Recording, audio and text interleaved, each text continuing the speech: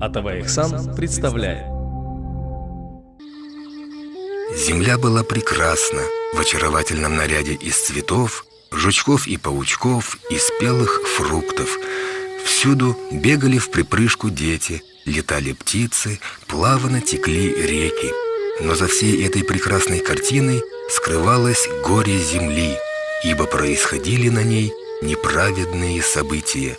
Люди возомнили себя творцами этих чудес, позабыв о Творце истинном, о Боге, о великом Аллахе. Они поклонялись не Богу, а разным вещам. Кто огню, кто солнцу, кто корове, а кто взывал о помощи к выточенным из камня и дерева фигурам, так называемым идолам. А ведь и камень, и огонь, и дерево, и корова, и солнце были созданы Богом, и поклоняться надо Ему и только Ему. Богатые угнетали бедных, семьи, предпочитая мальчиков, отворачивались от новорожденных девочек, нищих гнали прочь с пустыми руками, дурно обращались со стариками, больных оставляли без присмотра. В общем, не было в том мире ни справедливости, ни уважения между людьми. Как мог Бог вынести столь невежественных людей в созданных им райских кущах земли? Много пророков направлял Господь на землю, и те старались призвать людей к поклонению Богу, доброте, честности, правдивости. Увы, люди тянулись к наущениям дьявола, забывая указания и заповеди пророков. Прошло свыше 500 лет со дня пришествия пророка Исы. Мир ждал еще одного пророка, который также призван был встать на борьбу с неправдой, злом и насилием. Вступив в этот мир, он должен был возвратить ему правду, принести мир и доброту. Но когда же это произойдет? Приближался тот заветный день, когда суждено было родиться новому пророку. Старейшиной Мекки, одного из городов на Аравийском полуострове, в то далекое от нас время, был Абдал-Мутталиб, родом своим связанный с пророком Ибрахимом. Он правил этим небольшим городом и не знал еще, что в одно чудесное утро станет дедом пророка и будет гордиться этим. Абдал-Мутталиб опекал Мекку, а вместе с ней и жемчужину этого города – Каабу, которая представляла собой прямоугольное строение, куда собирались паломники, чтобы поклоняться своим богам. Всеми силами Абдал-Мутталиб старался защищать святыню от посягательств недругов. С большим почтением и гостеприимством он встречал паломников, которые приезжали в Мекку из дальних стран, чтобы обойти вокруг Каабы, совершить таваф. Для многих людей на земле Кааба – это святыня, ибо она – первое изначальное место поклонения людей на земле, сокровище мира, в котором мы живем. Построил Каабу первый пророк Адам по указанию Всевышнего. Большой поток паломников в Мекку вызывал чувство зависти у людей недобрых, среди которых особо выделялся Абраха, правитель Йемена. Всеми силами он старался завлечь паломников к себе в Йемен, заставив их забыть о Каабе. С этой целью он даже выстроил у себя церковь, покрыв всю ее золотом. Но не тут-то было, не пошли люди на поводу у Абрахи. Пустовала церковь, не смогли люди взять и бросить Каабу, отвергнуть ее. Расстроился Абраха, и вот решился он пойти войной на Мекку. Собрал войско, готовые выступить против Мекки и ее горожан, захватить этот город и стереть с лица земли ненавистную ему Каабу. С многочисленным своим войском двинулся Абраха на Мекку. Надо сказать, что были в войске у Абрахи слоны, привезенные в Йемен из других стран. Нарядил Абраха своих слонов, покрыл их разноцветными шелковыми материями. Выделялся среди этих диковинных животных слон по прозвищу Махмуд. Он был самым большим и самым сильным среди всех слонов. Когда он шел впереди войска, каждый шаг его сотрясал землю под ногами воинов. Абраха был уверен, что с помощью этого слона он покорит Мекку и разрушит Каабу. Войско Абрахи захватило торговый караван мекканцев. В руки врага попало много добра, в том числе 200 верблюдов, принадлежащих самому Абдал-Мутталибу. Кааба манила захватчиков, сверкая словно жемчужина в лучах раскаленного солнца. Однако, прежде чем вступить в город, Абраха пожелал встретиться с его старейшиной и позвал Абдал-Мутталиба, заявив, что явился сюда только ради того, чтобы разрушить Каабу, и предупредив, что прольет кровь каждого, кто воспротивится и станет на его пути. Напоследок он спросил Абдал-Мутталиба, есть ли у него какие-либо личные просьбы. Тогда Абдал-Мутталиб попросил вернуть ему его верблюдов, захваченных на подступах к Мекке. Поразился Абраха просьбе Абдал-Мутталиба. «Я ждал, что ты начнешь умолять меня не трогать Каабу, а ты печешься о своем добре. А ведь я считал тебя мудрым старейшиной. Видно, напрасно. Я владыка своих верблюдов, и моя обязанность — беречь свое добро», — ответил Абдал-Мутталиб. Владыкой же Каабы является Всевышний, и он, несомненно, защитит свое добро. Рассердившись на столь мудрый ответ старейшины, Абраха закричал: «Против меня и он не устоит!» «Посмотрим», — тихо сказал Абдал-Мутталиб. После этого, забрав верблюдов, Абдал-Мутталиб вернулся в Мекку. Там он сразу же направился к Каабе и стал молиться: «Боже, как я, твой раб и слуга, сберег доверенное мне тобой добро, молю тебя, сохрани Каабу от рук нечестивцев». Потом он предложил горожанам покинуть город и вместе с ними удалился в горы, чтобы с высоты птичьего полета наблюдать предстоящие события. Увидев, что путь к Каабе открыт, Абраха, не теряя времени, приказал войску выступать. И тут самый большой слон Махмуд стал вдруг противиться и лег на землю. Долго воины бились, пытаясь поднять животное, но все понапрасну. Слон упрямо продолжал лежать. Однако стоило дать ему сигнал в обратный путь, как Махмуд с легкостью поднимался и выказывал свою готовность вернуться в Йемен. Пока воины Абрахи возились с Махмудом, всеми силами стараясь поднять многотонное животное, случилась еще одна беда. В одно мгновение стая горных ласточек набросилась на войско Абрахи. Эти небесные создания несли в своих клювах и лапках увесистые камушки и бросали их в незадачливых воинов. Каждый воин, в которого попадал камень, замертво падал на землю. Абраха был поражен и удивлен. С небольшой толпой оставшихся в живых воинов он поспешил убраться восвояси. Тут один из камней, брошенных птицами, попал в Абраху, и он тоже свалился на землю. Удивительно, но за короткое время эти небольшие с виду птицы побороли казавшееся непобедимым войско. Так Всевышний сохранил свою жемчужину Каабу от посягательств врагов. То было давно, нас тогда не было и в помине, а на земле жили иные люди, иные дети. Добрых было мало, зло и ложь правили миром.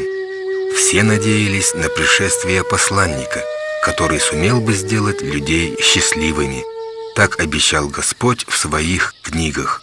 Мир нуждался в нем. Шел 571 год. апрель месяц, начался первый день недели. Этот день был особенный. В нем было много радости и веселья. Необыкновенное сияние разлилось по небу. Неужели должен родиться долгожданный пророк? Неужели настал час, когда в мир явится человек, пришествие которого так долго ждали на земле? И вот мир, охваченный злом и ложью, застыл в ожидании рождения Спасителя. Священные факелы огнепоклонников, пылавшие не одно столетие, вмиг погасли. Идолы, установленные внутри Каабы, вдруг пали ниц. Озеро Сава внезапно высохло. Долина Самава заполнилась водой. 14 колонн дворца правителя Персии разрушились той ночью. Многое тогда случилось. И было знамение необыкновенного события. В ту ночь зажглась на небе звезда. Иудейские прорицатели, увидев ее, назвали это знамением рождения на земле нового пророка. Один из иудейских прорицателей вышел на улицы города Ясриб и стал возвещать: «Эй, иудеи, да будет вам известно, что в эту ночь родилась звездочка Ахмада. Он явился в наш мир этой ночью». Многие иудеи в ту ночь жалели, что пророк на сей раз был не из них, ведь он самый совершенный раб и слуга Бога. Он самый великий пророк. Все пророки земли посылали ему свои хвалы. Пророк Муса, пророк Дауд и пророк Иса возвещали о его приходе. И вот долгожданный гость наконец явился.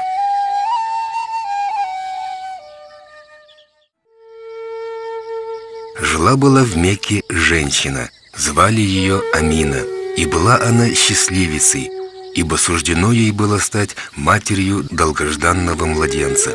Щеки матери расцвели, словно розы.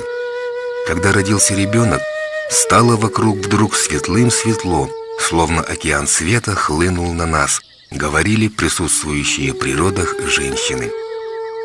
Ребенок тихо спал в белоснежных покрывалах, а комнату вдруг наполнило благоухание цветов. Так родился величайший из пророков на земле. Все собрались вокруг ребенка. «Какой он милый!» – перешептывались люди между собой. Отца младенца звали Абдаллах. Жаль, что ему не довелось увидеть сына. Зато у ребенка был дед, человек сильный, любящий, щедрый, старейшина Мекки, Абдал-Мутталиб. «Радуйся, о Абдал-Мутталиб, родился у тебя очаровательный внук. Подобного ребенка еще не видывал мир», — сообщили ему. Абдал-Мутталиб тотчас же явился в дом Амины. Поднял он младенца с колыбели, обнял. Чувство радости переполнило его. Улыбкой озарилось лицо деда. «Назовем его Мухаммадом», — сказал дед. «Да полюбят его, где бы он ни появился, да будут ему все хвалы. Потому и называю его Мухаммадом.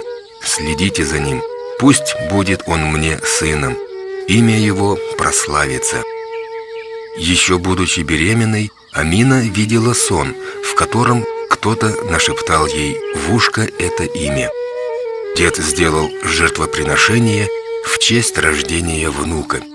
Были накрыты столы для всех и особенно для бедных. Все праздновали столь знаменательное событие. На земле царило блаженство.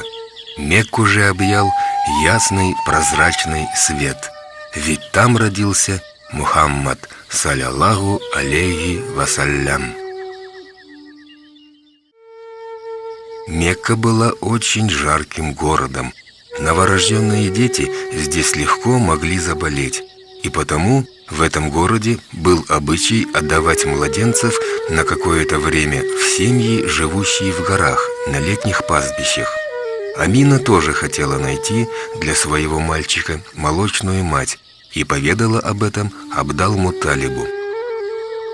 Стали они вместе искать возможность для мальчика провести свои первые годы в прохладе горных пастбищ, на чистом воздухе и солнце, окруженным заботой молочной матери, которую и надо было найти. Кормящие матери, живущие на горных пастбищах, приезжали в город, чтобы подыскать и увезти с собой новорожденных.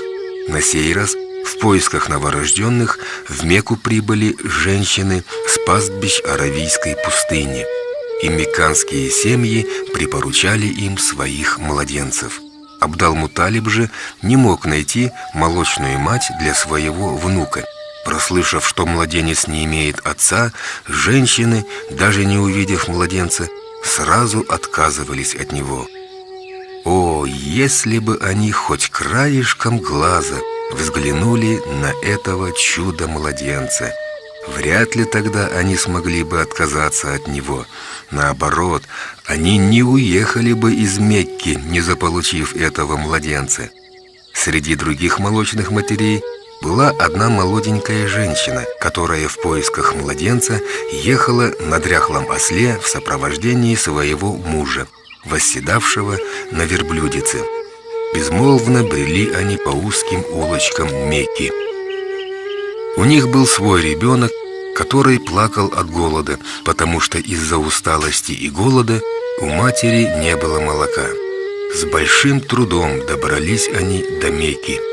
Строптивый осел своим упрямством их порядком измотал, а старая верблюдица не могла дать молока. В поисках младенцев они внезапно столкнулись на улице с Абдал-Мутталибом. «Откуда вы?» – спросил дед. «Мы из пустыни», – ответила молочная мать. «Как зовут тебя?» «Халима», – ответила бедная женщина. Ее искренняя манера разговора понравилась Абдал-Мутталибу. Красивое имя. Означает, что его владелица должна быть человеком добросердечным, мягким и любезным, заметил он. Улыбнулась Халима, улыбнулась судьбе, что перед ней оказался добродушный человек. «У меня есть внук», — продолжил Абдал-Мутталиб. «Отец его умер, и никто не хочет взять его. Будешь ли ты ему молочной матерью?» Озадачилась Халима, но ей не хотелось возвращаться домой с пустыми руками. И, посоветовавшись с мужем, она согласилась на это предложение. Повел дед молочную мать к младенцу. Мухаммад, салляллаху алейхи вассалям, спал под белоснежными покрывалами. Едва войдя в дом, молочная мать ощутила благоухание. Она глубоко вдохнула этот аромат, и ее тотчас же охватили нежные чувства. Неожиданная радость заполнила ее душу. И пока она долго глядела на младенца, он вдруг открыл глаза и улыбнулся. Халима взяла его на руки и сразу же накормила материнским молоком. Да, свершилось чудо. У этой женщины появилось молоко. А ведь его не было на всем их мучительном пути. Амина поцеловала своего ребенка, прижала его к себе, вдыхая чудное благоухание. Она радовалась, что нашла, наконец, молочную мать своему ребенку. Теперь он будет расти здоровым. Быстро были сделаны необходимые приготовления. Халима получила прекрасные подарки. И, наконец, Амина вручила молочной матери свое единственное сокровище – сына Мухаммада. Она была уверена, что Бог всегда будет с ним. И под молитвы неспешно проводила своего ребенка из родного дома в Аравийскую пустыню. Мухаммад, салляллаху алейхи вассалям, прощался с Меккой. Молочная мать с мужем отправились в обратный путь. Каким мог быть этот путь? Длинная дорога, дряхлый осел, верблюдица без молока. С такими грустными мыслями и начали они свой путь. Во многих местах приходилось делать остановки. Младенцы должны были питаться молоком, чтобы не заболеть в пути.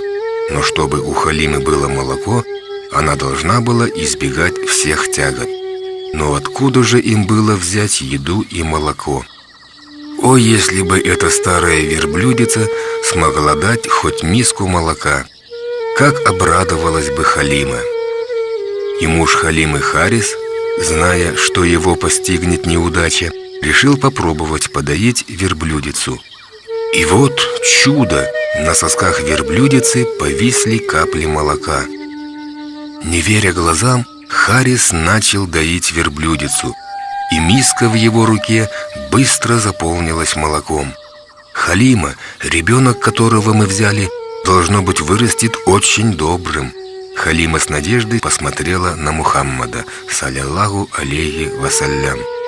Об этом я и мечтала. Они досыта напились верблюжьего молока и, удобно расположив обоих младенцев, с радостными надеждами продолжили путь. Тут произошло еще одно чудо. Осла, который только усугублял страдания и тяготы пути, словно подменили. Теперь он двигался проворно, будто старался быстрее услужить своему наезднику. Сколь многое изменилось за столь короткое время. У Халимы прибавилось молоко. Старая верблюдица, доселе не дававшая молока, стала его давать. Дряхлый осел внезапно ожил и стал проворным. Отчего так случилось? Несомненно, все это происходило от того, что рядом с ними был будущий пророк Мухаммад, саллаллаху алейхи вассалям. Однако тогда об этом никто не догадывался. Халима и Харис без мучений и тягот добрались до дома. Мухаммаду, саллаллаху алейхи вассалям, предстояло провести свои ранние годы в прохладах оазисов Аравийской пустыни. Долго не было туч над пустыней. Земля, пастбища жаждали дождей. Люди с надеждой смотрели на небо. Ведь дождь на пастбище – это жизнь. Не будет дождей, не будет и травы.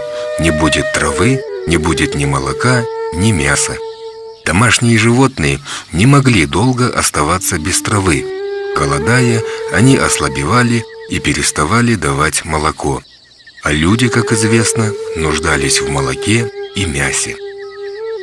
Щеки голодных детей, словно увядшие горные цветы, побледнели.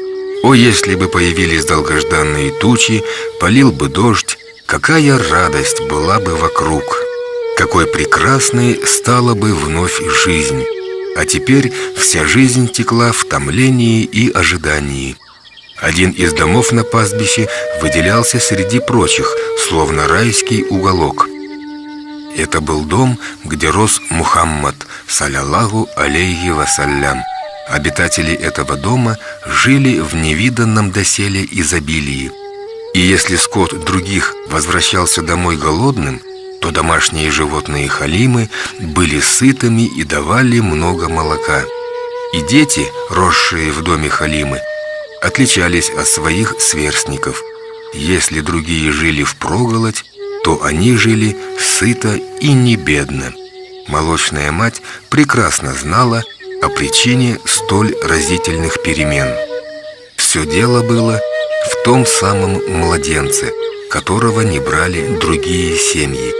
Именно с его появлением жизнь семьи резко изменилась. Этот ребенок принес в семью радость и счастье. Разочарование постигло семьи, которые отказывались взять Мухаммада, саллаллаху алейхи вассалям.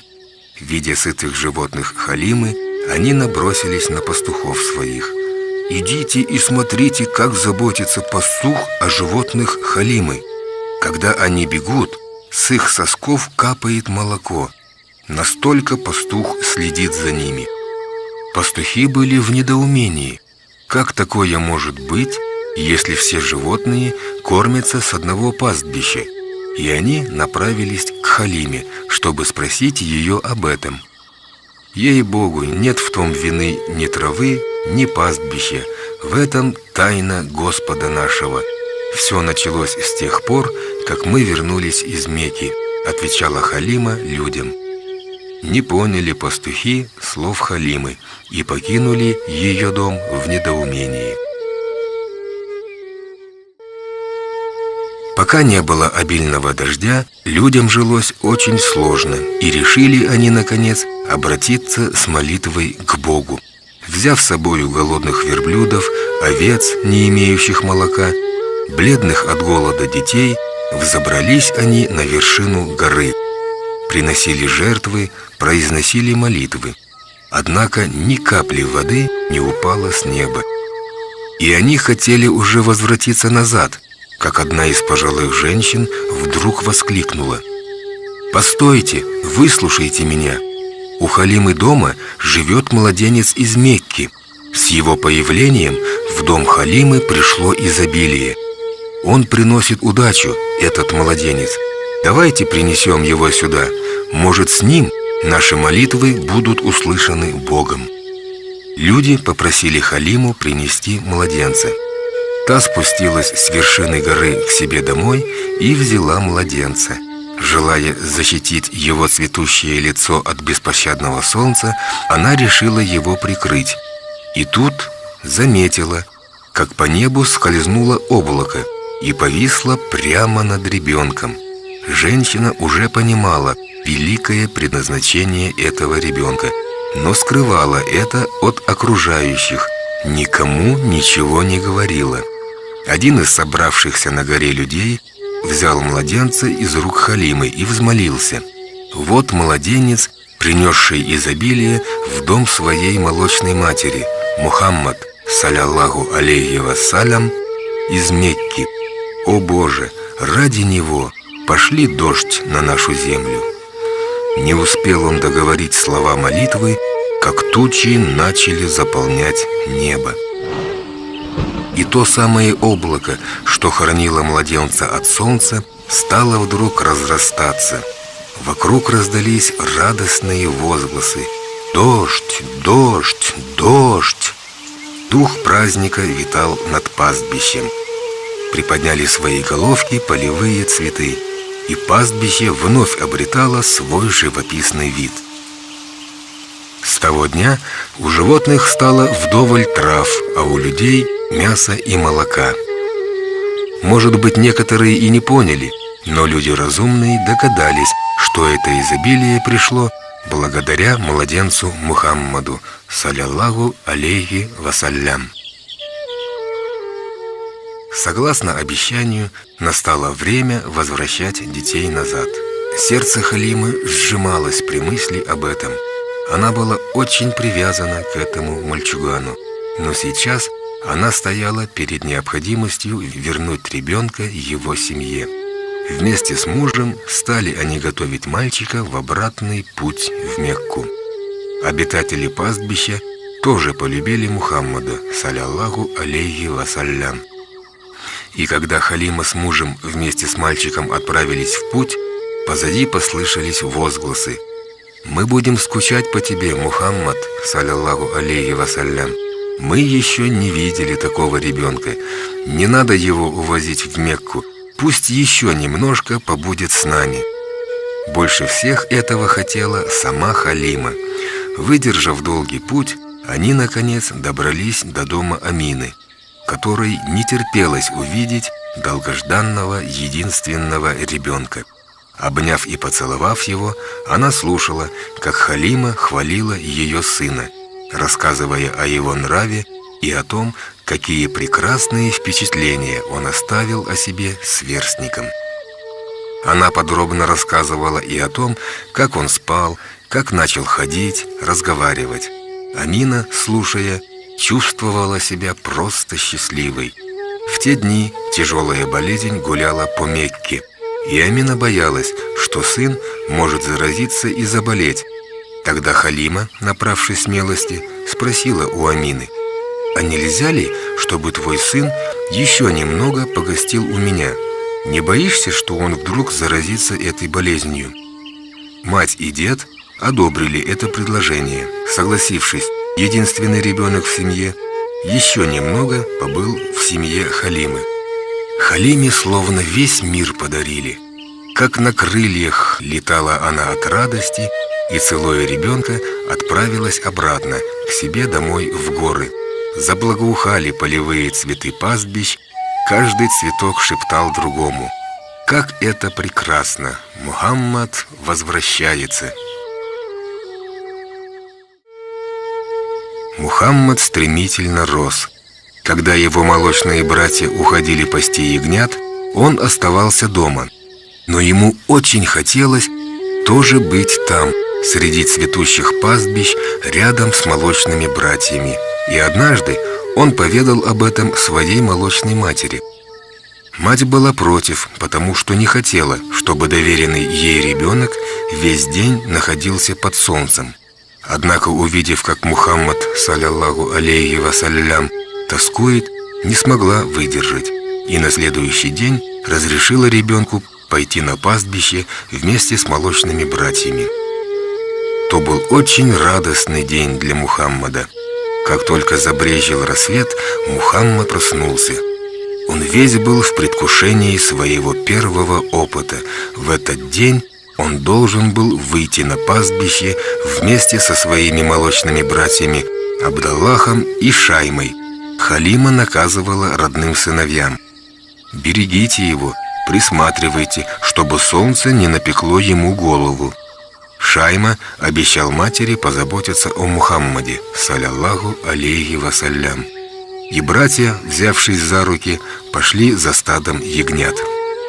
Мухаммад, саллаллаху алейхи вассалям, гулял по пастбищу, глядя на небо, солнце, на красоты окружающего мира, и думал о Создателе. Размышления эти усиливали в нем любовь к Всевышнему. И покуда лучи солнца ласкали благоухающее тело Мухаммада, саллаллаху алейхи вассалям, на небе, откуда ни возьмись, появилось легкое, словно кружево, белое облачко. Снизившись, облачко создало тень для Мухаммада, саллаллаху алейхи вассалям. И куда бы он ни направлялся, облачко перемещалось за ним, словно белый купол, белый зонт. Казалось, оно заботится об этом ребенке. Мухаммад, саллаллаху алейхи вассалям, ни о чем не догадывался. А обнаружил это Шайма. Дома он рассказал об увиденном матери. Халима не удивилась, а возрадовалась, ибо она не раз наблюдала это самое облако над младенцем Мухаммадом, саллаллаху алейхи вассалям. Она знала, что ребенок особый, что он прославится, и поблагодарила за это Бога. Двое в белом. Был солнечный день. Мухаммад пас ягнят вместе со своим молочным братом Абдаллахом. Ягнята радостно бегали по цветочному полю. Мухаммад сидел в стороне и размышлял, а его молочный брат Абдаллах спал под деревом. Неожиданно перед Мухаммадом, саллаллаху алейхи вассалям, появились два человека в белом и внимательно его оглядели. Улыбаясь и излучая доброту, они приветствовали Мухаммада, саллаллаху алейхи вассалям. Один из этих людей держал в руках золотой поднос, полный снега. Мухаммад, саллаллаху алейхи вассалям, недоуменно смотрел на незнакомцев, а те подошли, уложили ребенка на землю, раскрыли ему грудь и очистили его сердце этим белейшим снегом. Завершив свое дело, они мгновенно исчезли. Мухаммад, саллаллаху алейхи вассалям, не испугался, в нем не было ни капли волнения. Абдаллах, который в какой-то момент проснулся, видел все происходящее. Прибежав домой, он рассказал об этом матери. «Мама, двое уложили на землю братика из Мекки и что-то над ним делали». Волнение охватило Халиму, и она побежала к Мухаммаду, саллаллаху алейхи вассалям. Он был бледен, а вокруг никого не было. «Милый мальчик мой, что с тобой случилось?» — спросила Мухаммада, саллаллаху алейхи вассалям, Халима. И очаровательный ребенок рассказал своей молочной матери о случившемся. К своим 4 годам Мухаммад, саллаллаху алейхи вассалям, был очень красивым ребенком. Посоветовавшись, Халима с мужем пришли к решению: покуда с ребенком не случилось ничего худшего, надо возвратить его матери. Как только они добрались до Мекки, Халима рассказала все Амине, но та ничему не удивилась. «Великие тайны в моем сыне», — сказала она, и дала Халиме большие дары. Дед Абдал-Мутталиб пребывал в радости. Еще бы, перед ним стоял здоровый 4-летний внучок. И дед готовился дать пир в его честь. Так Мухаммад, салляллаху алейхи вассалям, окунулся в Мекку, а Мекка в него.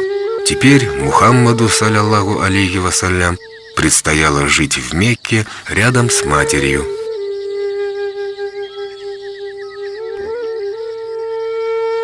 Мухаммад, салляллаху алейхи вассалям, был здоров и красив.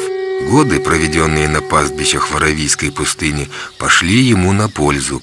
Он не болел и рос здоровым. Теплые руки матери обнимали его. С его приходом весь дом наполнился светом. Его любили мать и дед, тети и дядя. Самый младший из дядьев Аббас играл вместе с ним, ведь они были почти сверстниками и прекрасно ладили друг с другом. Мухаммад, салляллаху алейхи вассалям, помогал матери в домашних делах, ибо он не хотел, чтобы его мать уставала. Он был очень искренним ребенком. Мать удивлялась его пристрастию к чистоте. Чуткий и внимательный, он всегда говорил правду, был примерного поведения. Дети Мекки, как и сверстники с аравийских пастбищ, полюбили Мухаммада, салляллаху алейхи вассалям. Они даже соревновались друг с другом за право играть с ним. Мухаммад, салляллаху алейхи вассалям, ко всем относился ровно, никого из них не выделяя, и играл со всеми, и с богатыми, и с бедными, и с красивыми, и с некрасивыми. Печаль за отца. Прошло совсем немного времени, а имя Мухаммада, салляллаху алейхи вассалям, не сходило с уст горожан. Те, кто видел его, общался с ним, просто поражались воспитанности мальчика. Мухаммаду, салляллаху алейхи вассалям, исполнилось уже 6 лет, и он тихо жил в своем мекканском доме. Мать и сын наслаждались обществом друг друга. Однажды Амина решила взять сына к родственникам в Ясриб. Ей хотелось и их повидать, и заодно показать сыну могилу его отца. И вот Амина, няня Айман и Мухаммад, салляллаху алейхи вассалям, отправились в дорогу. Путь был долог. Мухаммад, салляллаху алейхи вассалям, пребывал в радости и волнении. Он должен был увидеть своих родных, посетить могилу отца. Дни и ночи они двигались на верблюдах в направлении Ясриба и вскоре вступили в город. Медина утопала в зелени. Они прибыли в дом дяди Мухаммада, салляллаху алейхи вассалям, и родственники, обняв гостей, приветствовали их. Амина, взяв Мухаммада, салляллаху алейхи вассалям, навестила могилу мужа своего, Абдаллаха. Отец Мухаммада, салляллаху алейхи вассалям, Абдаллах, был очень хорошим человеком. Он так и не смог увидеть своего ребенка. Амина очень тосковала по нему. На могиле отца Мухаммад, салляллаху алейхи вассалям, ощутил наплыв столь незнакомых для него чувств. О, если бы отец был жив, как он любил бы его, как заботился бы о нем, не пререкался бы с ним. Мухаммад, салляллаху алейхи вассалям, заплакал, и мать прижала сына к себе. Она вытерла сыну слезы, поцеловала и обняла его. Затем они покинули кладбище. Мухаммад, салляллаху алейхи вассалям, несмотря на слезы, старался успокоить себя тем, что отец сейчас находится в лучшем месте. Дети Ясриба полюбили мальчугана из Мекки. Они впервые видели такого сверстника, Они и сами были добрыми малыми, но Мухаммад, саллаллаху алейхи вассалям, разительно отличался от них. Умен, красив, всегда стремится помочь в трудном деле. Дети стайкой собирались вокруг него. Ему стали показывать город, и Мухаммад, саллаллаху алейхи вассалям, полюбил его. Он часто играл с Унайсой, своей племянницей. Часами бегали они в саду.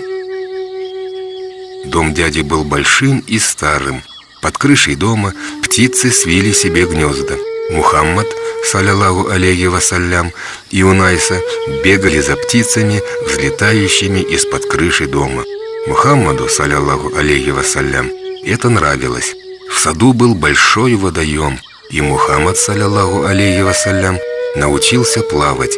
Вместе с друзьями он плавал в водоеме, играл в различные игры, ездил на коне, стрелял из лука, бегал на перегонки, пускал воздушных змеев. С приходом Мухаммада, саллаллаху алейхи вассалям, Медина стала еще красивей. Город благоухал его ароматом. Гостеприимный люд Ясриба прекрасно принимал Амину с сыном. Для Мухаммада, саллаллаху алейхи вассалям, это были чуть ли не самые счастливые дни детства. Теплые воспоминания об этих днях навсегда сохранятся в нем, ибо невозможно будет это забыть. Благая весть. Мухаммаду, саллаллаху алейхи вассалям, было очень хорошо в Медине. Он полюбил этот город. Дни в доме дяди пролетали незаметно. Однажды Мухаммад, саллаллаху алейхи вассалям, вместе с няней Айман сидел на веранде дома. Два иудея, проходившие мимо дома и увидевшие Мухаммада, саллаллаху алейхи вассалям, стали вдруг внимательно вглядываться в него, словно люди, долго искавшие и, наконец, нашедшие ребенка. Мухаммаду, саллаллаху алейхи вассалям, было неловко от столь пристального внимания, и он встал и зашел в дом. А иудеи, проводив его взглядом, спросили няню Айман, как зовут этого ребенка. Няня была незнакома с этими людьми. Она колебалась, но, преодолев нерешительность, спросила: «Зачем вам это надо?» «Не бойтесь», — ответили иудеи, — «он похож на ребенка, которого мы ищем». Потому и спросили: «Не могли бы вы подсказать его имя? Мы не причиним ему вреда». Няня поверила в доброту намерений этих людей и сказала: «Его зовут Мухаммад, саллаллаху алейхи вассалям». Глаза обоих в тот же миг сверкнули от радости. Переглянувшись, незнакомцы улыбнулись. Они нашли ребенка, которого так долго искали. «А не могли бы вы позвать его к нам?» — попросили они няню. Няня Айман позвала Мухаммада, саллаллаху алейхи вассалям. Они внимательно оглядели его и попросили разрешения взглянуть на его спину. На спине у Мухаммада, саллаллаху алейхи вассалям, было родимое пятно, покрытое маленькими волосиками. Оно было красного цвета. «Да, это он!» — воскликнули иудеи. Няня была в недоумении. Тогда один из иудеев заметил: «Это дитя станет последним пророком. Он соответствует описанию в книгах». Другой пояснил: родимое пятно на спине является печатью пророка. Дитя совершит много таких же больших, как эта печать, дел. Заботьтесь о нем. Сказав все это, они удалились. Эта весть поползла по городу Ясрибу, где жило много иудеев. Он ли и есть предсказанный долгожданный Избавитель? Все начали проявлять к нему интерес, стремились его увидеть. Как счастливы те, кто мог произнести его имя, иметь честь лицезреть его. Мама, уходящая в рай. У Мухаммада, саллаллаху алейхи вассалям, появилось много друзей в Медине. Он прожил там счастливые дни детства, но настало время возвращаться в Мекку. Дед и родственники ждали его дома. И вот, простившись с родственниками в Медине, Мать и сын вместе с няней отправились в обратный путь. Дни и ночи проходили в пути. Амина всю дорогу была утомленной и болезненной. Когда болезнь внезапно усилилась, они решили остановиться у деревни Абва. Мухаммад, салляллаху алейхи вассалям, обнял больную мать, которая вся горела от жара. Мухаммад, салляллаху алейхи вассалям, не знал, что делать, и от безысходности ему было невыносимо печально. Силы оставляли Амину. Она поняла, что серьезно больна. Мухаммад, салляллаху алейхи вассалям, сидел у ног матери и, понимая всю тяжесть происходящего, беззвучно плакал. Приоткрыв глаза, Амина попросила пить. Мухаммад, салляллаху алейхи вассалям, напоил мать водой.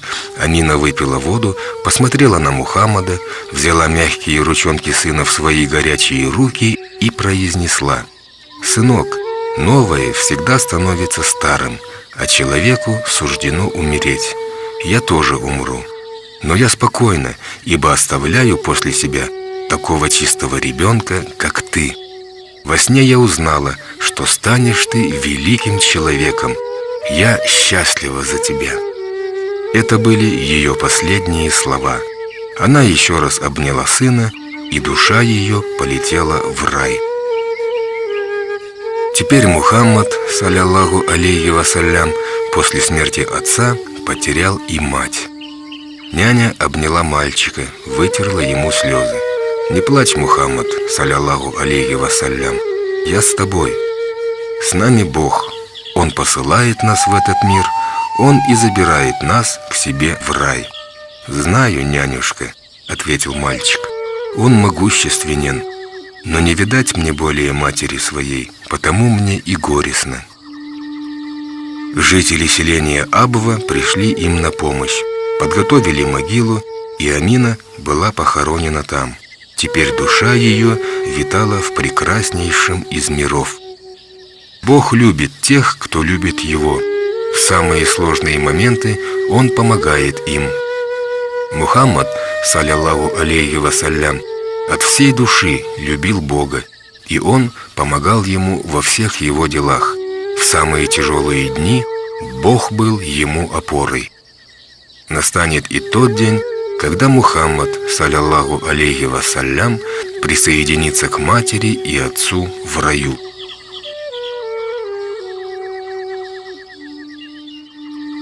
Мухаммад под присмотром деда. Похоронив Амину у деревни Абва, двое путников продолжили путь.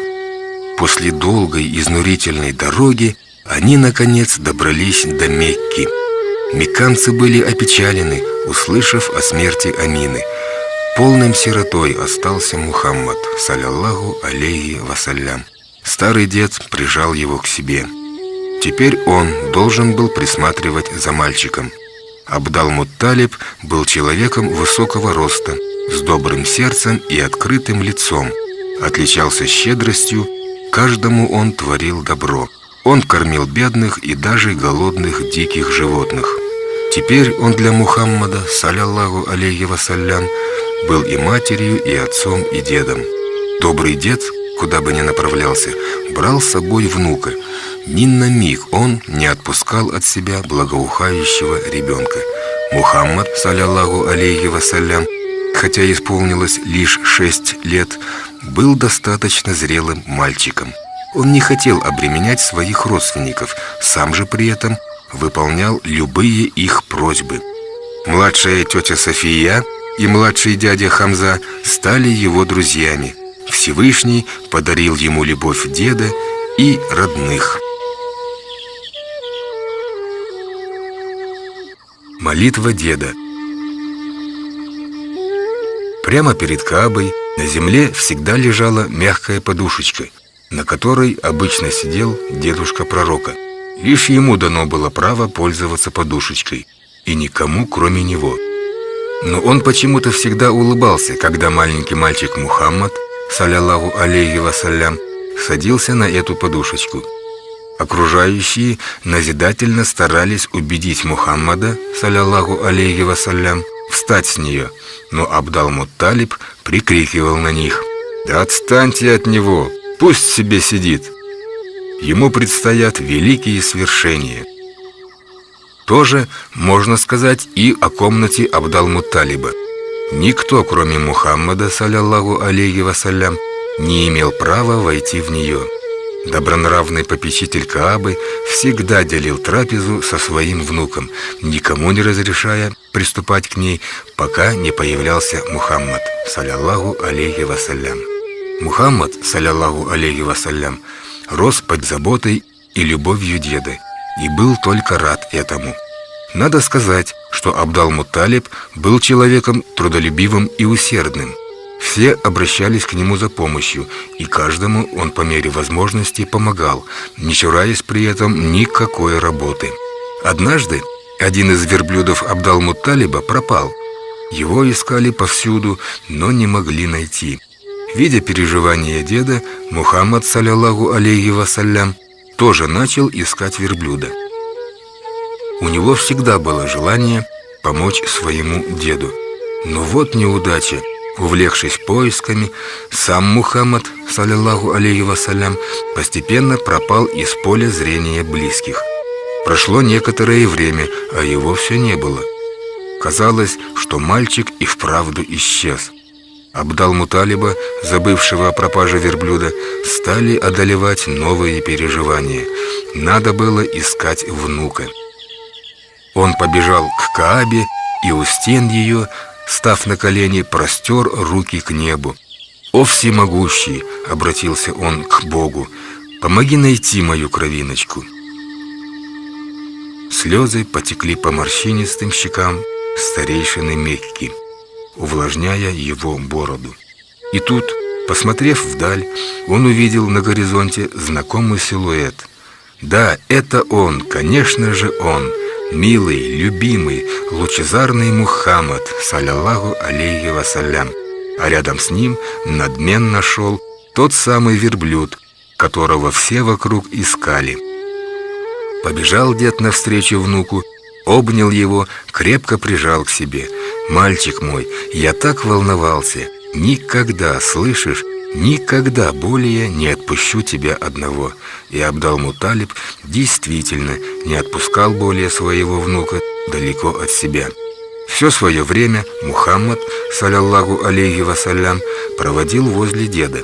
И хотя этот необыкновенный мальчик всегда ощущал любовь по отношению к себе, он никогда не стремился баловать себя столь пристальным к себе вниманием окружающих. Дитя, которого славят владыки. Абдал-Мутталибу необходимо было на короткое время уехать из Мекки. Как старейшина Мекки, он должен был оказать почести и поздравления взошедшего на трон правителя одного из соседних государств. Путь обещал быть долгим и утомительным, поэтому он не стал брать с собой внука. К тому же официальность мероприятия требовала некоторой строгости, и ребенок был тут явно не к месту. В конце продолжительного пути странники наконец достигли места назначения. Правитель, в свою очередь, оказал Абдал-Мутталибу огромные почести, оставив их на несколько дней у себя. В один из дней правитель позвал Абдал-Мутталиба к себе и сказал ему: «Хочу поведать тебе тайну, и связана она с тобой». Удивился Абдал-Мутталиб и произнес: «Слушаю вас, ваше величество, и в чем же сия тайна?» Правитель считался человеком эрудированным и добродушным. «Если верить тому, что было прочитано мной из книг, в Мекке сейчас растет ребенок, который в будущем станет пророком. Ребенок, сирота, живет у деда. Ему предстоит стать печатью всех пророков, то есть последним пророком на земле. И не будет в этом грешном мире пророков после него, и от этого он очень дорог нам. Он избран и любим обитателями небес и земли. На нем избавление рода людского от всех несчастий и руководство им на пути истины. Он посеет доброе и деяниями своими озарит весь мир. Когда правитель описывал последнего пророка, Абдаль-Мутталиба охватило необыкновенное волнение. Ведь все сказанное правителем точь-в-точь совпадало с его внуком. Но по лицу правителя было видно, что знал он еще больше. Многозначительно посмотрев на своего собеседника, он добавил: «Из прочитанного мной скажу, что тебе, Абдал-Мутталиб, суждено быть дедом будущего пророка. Все знамения указывают на тебя».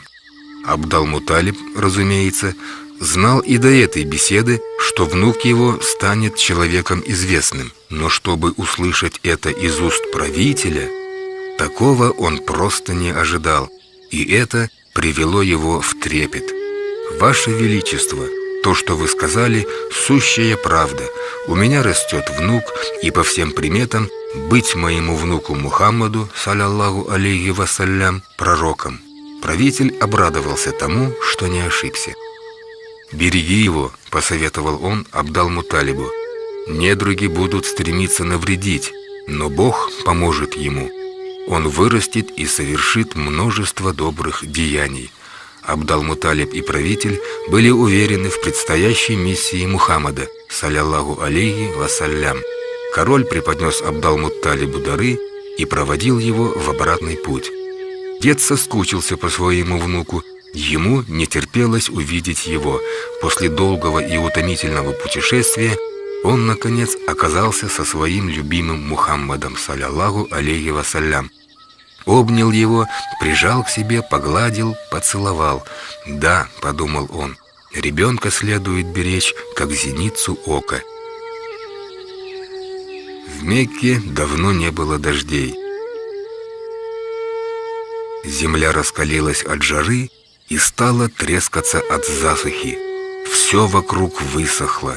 Травы, деревья, от нехватки воды погибали домашние животные, болели дети. После смерти Абдал-Мутталиба старейшиной рода стал его сын Абу-Талиб. Народ верил ему, любил и уважал этого достойного мужа. К нему за помощью выстраивалась вереница людей, и он никому не отказывал. На сей раз к нему обратилась группа граждан. «Абу-Талиб, вот уже который день нет дождя. Дети живут впроголодь, животные погибают от жажды, поля и сады высыхают. Если так дальше пойдет, то не миновать беды. Просим тебя выйти с нами и помолиться Всевышнему, чтобы Он проявил к нам снисхождение и послал нам обильные дожди». Абу-Талиб внял просьбе граждан. Чем еще он мог им помочь? Только Богу подвластны дожди. Если Всевышний захочет, то низвергнет на землю потоки воды. Настало время, когда нужно было молить Всевышнего, чтобы он послал спасительную влагу. Абу-Талиб оглянулся вокруг, желая взять с собой на молитву Мухаммада, саллаллаху алейхи вассалям. Он позвал его, и оба они направились к Каабе. Там у Каабы собрались обеспокоенные горожане. Вместе с ними Абу-Талиб стал молиться Богу, чтобы тот утолил жажду людей, напоил землю, одарил поляны и пастбища сочными травами. Свет лика Мухаммада, саллаллаху алейхи вассалям, направился вверх, к небу.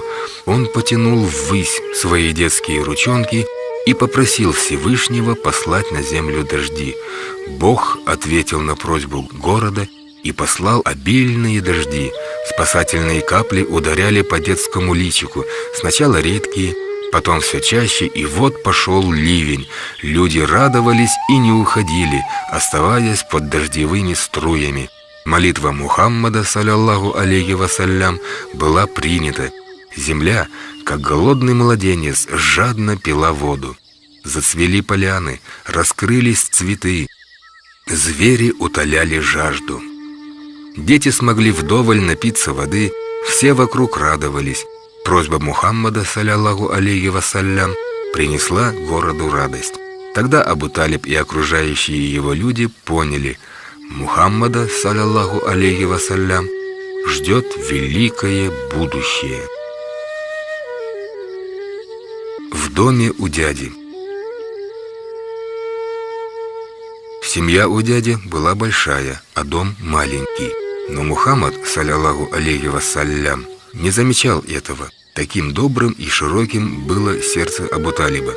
Жена дяди, Фатима, заботилась о сироте больше, чем о собственных детях. Мухаммад, саллаллаху алейхи вассалям, с любовью и уважением относился к дяде и его супруге. Фатима любила этого худощавого и благородного ребенка как своего. Во всех делах она отдавала первенство Мухаммаду, саллаллаху алейхи вассалям, и только потом уделяла внимание своим детям. При этом дети никогда не завидовали такому положению, ибо Мухаммад, саллаллаху алейхи вассалям, всегда относился к своим племянникам дружелюбно. Мухаммад, саллаллаху алейхи вассалям, жил в этом доме счастливо. Дядя и его супруга были ему словно родители. Куда бы ни шел Абу Талиб, он всегда брал с собой Мухаммада, саллаллаху алейхи вассалям. Никто в доме не притрагивался к еде, пока не появлялся Мухаммад, саллаллаху алейхи вассалям. Когда семья собиралась трапезничать, дядя всегда спрашивал: «А где же мой Мухаммад, саллаллаху алейхи вассалям? Позовите его, пусть придет». И если Мухаммад, саллаллаху алейхи вассалям, трапезничал вместе со всеми, то все были сыты и радостны. Если же его не было с ними, то чувство неудовлетворенности вселялось в них. Мухаммад, саллаллаху алейхи вассалям, строго придерживался правила мытья рук перед обедом. Приступая к трапезе, он произносил «Бисмилля». Он считал признаком дурного тона дуть на еду, чтобы та остыла. Вместо этого он просто терпеливо ждал, пока еда не остынет сама. Он брал небольшие кусочки пищи и подолгу их жевал. Он никогда не начинал трапезничать первым, отдавая в этом первенство взрослым. Абу Талиб и Фатима старались сделать так, чтобы Мухаммад, саллаллаху алейхи вассалям, не чувствовал себя в их доме одиноким, и Мухаммад, саллаллаху алейхи вассалям, поистине ощущал себя в доме дяди свободно. Он любил свою новую семью. Любовь снизошла с неба, благословение спустилось на наш мир, коснувшись и семью Абу Талиба. В этом доме царило довольство. Смерть старейшины. Абдуль-аль-Мутталиб обладал огромным авторитетом в Мекке. Все к нему относились уважительно, ведь он успел сделать столь много добра при жизни. И все, что он не делал, все было направлено на благо горожан. Именно на него опирался и Мухаммад, да благословит его Аллах и приветствует. Но последние свои дни он все больше лежал в постели.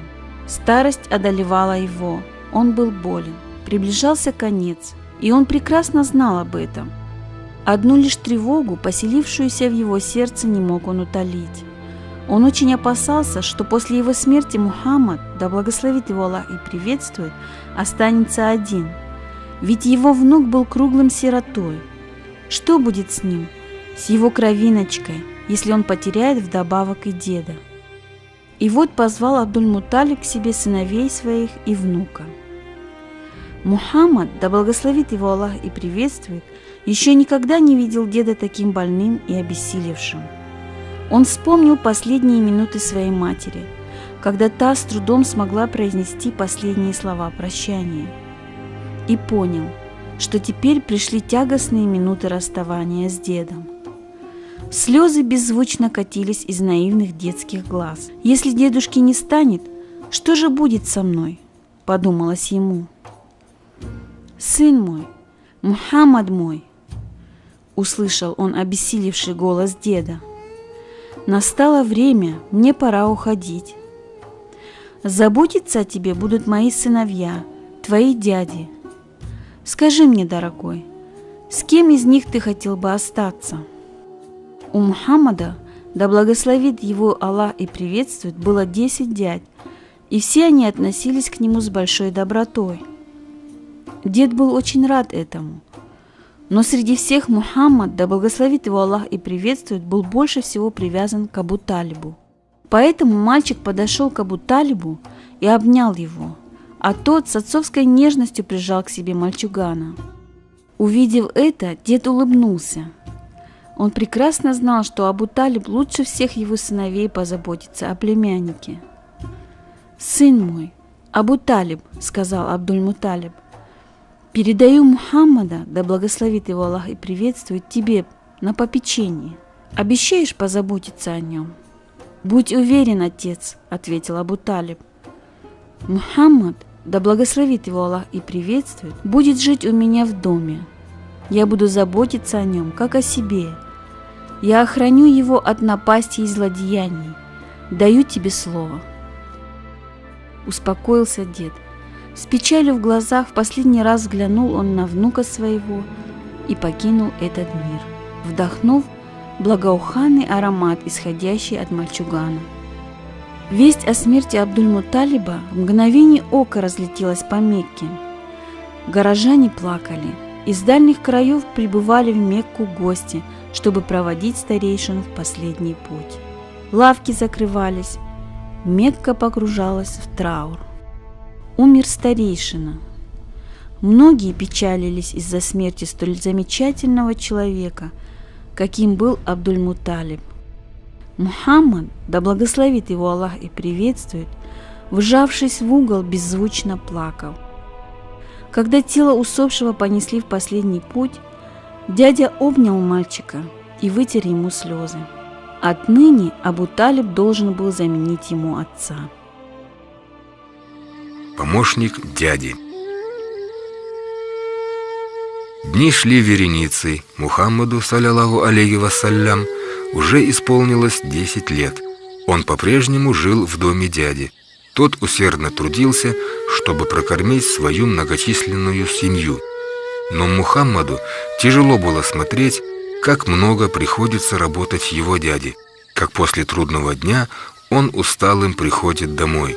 Мухаммад, саллаллаху алейхи вассалям, постоянно думал о том, как помочь дяде. Внезапно его озарила мысль: он же может пасти овец дяди. Зачем дяде платить деньги пастуху, если эту работу можно просто доверить племяннику? Обо всем этом он поведал дяде. Тот сначала отказывался, но Мухаммад, саллаллаху алейхи вассалям, смог переубедить его. Однако жена дяди Фатима тоже была против. Ну как мог этот ребенок, которого они берегли как зеницу ока, пасти овец? Как могут они согласиться на то, чтобы этот ребенок часами пребывал под беспощадным солнцем на пастбищах Мекки? И все-таки желание Мухаммада, саллаллаху алейхи вассалям, было столь сильным, что он с помощью разумных доводов сумел переубедить жену дяди. И отныне он стал пасти дядиных овец. Труд – не постыдное занятие, постыдно безделье. Мухаммад, саллаллаху алейхи вассалям, всегда почитал труд, презирая праздность.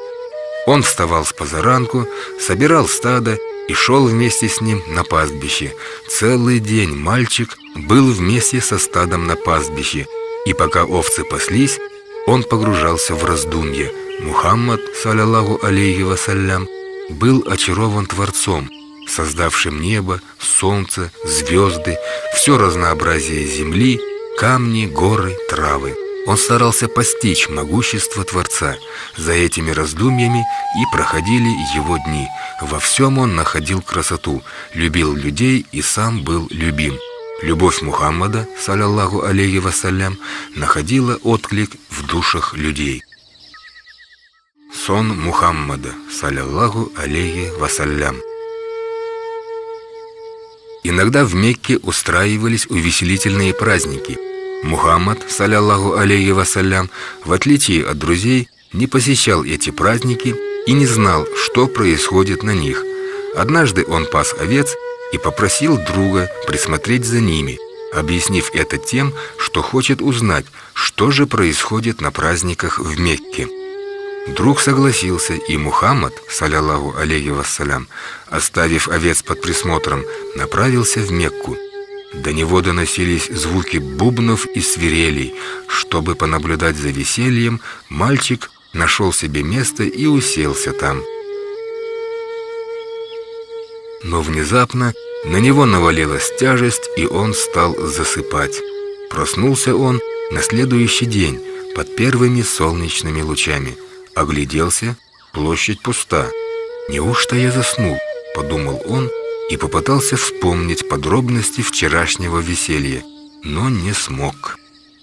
Друг пытался расспросить его об увиденном, но Мухаммаду, саллаллаху алейхи вассалям, нечего было рассказать ему.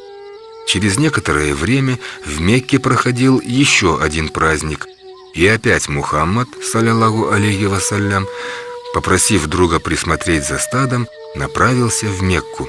Отыскав для себя место, он решил присесть, чтобы понаблюдать за людьми. И опять на него навалилась дремота. Проспал он и этот праздник, проснувшись на следующий день. «Что же такое происходит?» – думал Мухаммад, саллаллаху алейхи вассалям. А происходило вот что. Сам Всемогущий не хотел, чтобы Мухаммад, саллаллаху алейхи вассалям, посещал подобные празднества, ибо люди на них пили алкоголь и грешили, так, что не пристало благородным посещать такие действа. И с тех дней Мухаммад, саллаллаху алейхи вассалям, не посещал больше увеселений. Слезы Мухаммада, саллаллаху алейхи вассалям. Годы летели быстро. Мухаммаду, саллаллаху алейхи вассалям, исполнилось уже 12 лет. Он рос в окружении заботы и внимания домочадцев Абу Талиба. Именно в те дни Абу Талиб стал готовиться к путешествию в Сирию. Он собирался загрузить караван товарами и направиться вместе с ним в Сирию, где хотел продать их и на вырученные деньги купить подарки для детей. Узнав, что дядя уезжает, Мухаммад, саллаллаху алейхи вассалям, опечалился. Ему не хотелось расставаться с дядей, заменившим ему мать, отца и деда. Глаза Мухаммада, саллаллаху алейхи вассалям, наполнились слезами. Мальчуган забился в угол и тихо плакал, пытаясь скрыть от дяди свое настроение. Но разве можно было скрыть от зоркого глаза Абу Талиба слезы? «В чем причина слез твоих, душа моя?» – спросил дядя. Мухаммад, саллаллаху алейхи вассалям, вытер глаза и, взглянув на дядю, сказал: «Ты меня оставляешь, дядя, но на кого? Разве есть у меня отец и мать?» Тронули эти слова Абу Талиба. Ну как мог он уехать, оставив Мухаммада, саллаллаху алейхи вассалям, в таком состоянии? И он принял решение взять мальчика с собой. Родственники были против, говоря о жаркой погоде и опасностях странствия. Они боялись, что Мухаммад, саллаллаху алейхи вассалям, может заболеть. Но Абу Талиб был непреклонен. Он поднял Мухаммада, саллаллаху алейхи вассалям, к себе на верблюда, и дядя и племянник были счастливы. Они отправились в караванное путешествие. Мухаммад, саллаллаху алейхи вассалям, сидел на верблюде за дядей. Жаркое солнце палило вокруг. Караван медленно продвигался к цели, а облака на небе создавали тень для каравана. Одно облако оберегало от палящего солнца Мухаммада, саллаллаху алейхи вассалям. Благодаря ему караван продолжал свой путь в тени. Дитя странствий и дорог. Дни и ночи напролет караван медленно продвигался вперед. Вот уже половина пути позади. Сильная усталость одолевала людей, и они решили сделать привал в Бусре. Бусра была зеленой, прохладной местностью, которая изобиловала источниками воды. Ее прохладный воздух ублажал странников, и они решили остановиться у монастыря. В этом монастыре жил старик-отшельник Бахира. Каждый день он поднимался на крышу монастыря и наблюдал за гостями из числа прибывающих караванов. Он изучал каждый караван, словно ждал какого-то важного гостя. Из книг в монастырской библиотеке он вычитал, что явится последний пророк. И иудеи, и христиане ожидали появления этого пророка. Он мечтал увидеть будущего пророка, поговорить с ним. Ведь книги сообщали, что в один из дней пророк пройдет мимо этого монастыря. Время появления пророка неумолимо приближалось. И и Бахира в очередной раз поднялся на кровлю монастыря. Вдруг глаза его заблестели, словно старик-отшельник нашел то, что долго искал. Вдали показался караван, а над ним белое облако. Монах Бахира долго смотрел на облако, которое перемещалось вместе с караваном, словно желая прикрыть какого-то странника в караване от жары. Может, это и есть пророк? Трепет охватил Бахиру с приближением каравана. Сердце монаха колотилось в груди. Странники разбили лагерь вблизи монастыря, напоили верблюдов и решили отдохнуть. Бахира поспешил к ним и пригласил всех на обед. Только таким образом он мог познакомиться с каждым из людей каравана. Он нетерпеливо ждал встречи с последним пророком. Странники, приняв приглашение, вошли в его дом. Пока они трапезничали, Бахира не спеша изучал их. Но вот беда, он никак не мог найти того самого, избранного среди них. Может, он ошибся? Он вновь влез на кровлю и взглянул на караван. Не поверив глазам своим, над караваном все еще кружило то же самое облако. Бахира вернулся в комнату к гостям и спросил: «А есть ли среди вас те, кто не ответил на мое приглашение?» «Да нет, мы все здесь», — ответили ему. «Мы оставили лишь одного мальчика присмотреть за имуществом. Позовите же его сюда, я приглашаю его на обед». Глаза Бахиры сияли от радости. Вот он, долгожданный ребенок. Радость Бахиры. Когда светлоликий мальчик вступил в келью, Бахиру охватил трепет. Столь велико было почитание им будущего пророка. Благовоспитанный Мухаммад, саллаллаху алейхи вассалям, сел на указанное ему место и приступил к трапезе. Все это время Бахира наблюдал за ним. После трапезы Бахира подошел к Мухаммаду, саллаллаху алейхи вассалям, и стал изучать мальчугана вблизи. Да, он выглядел ровно так, как об этом говорили книги. Келья озарялась светом, излучаемым ликом мальчика. Монах стал задавать ему вопросы, и Мухаммад, саллаллаху алейхи вассалям, прекрасно отвечал на них. В этом ребенке было все: ум, воспитанность, нежность, почтение. Все самые прекрасные качества человека воплотились в Мухаммаде, саллаллаху алейхи вассалям. Но Бахира пытался найти еще одно подтверждение того, что именно этому мальчику предстоит стать последним из пророков на земле. Монах знал точно, что если он отыщет это самое подтверждение, то окончательно развеет в себе все еще остававшиеся сомнения относительно будущего этого мальчика. Он попросил Мухаммада, саллаллаху алейхи вассалям, показать ему спину. На спине ребенка он увидел родимое пятно. Могли ли после этого оставаться еще какие-то сомнения? Нет. На сей раз Бахира был уверен: перед ним долгожданный Мухаммад Мустафа. Пытаясь справиться с волнением, Бахира спросил Абу Талиба: «Кем доводится тебе этот мальчик?» Абу Талиб, опасаясь, что с Мухаммадом, саллаллаху алейхи вассалям, может приключиться что-нибудь неладное, слукавил и ответил: «Это мой сын». «Этого не может быть!» — воскликнул монах. «Согласно книгам, он не может быть тебе сыном, и ты не можешь быть его отцом».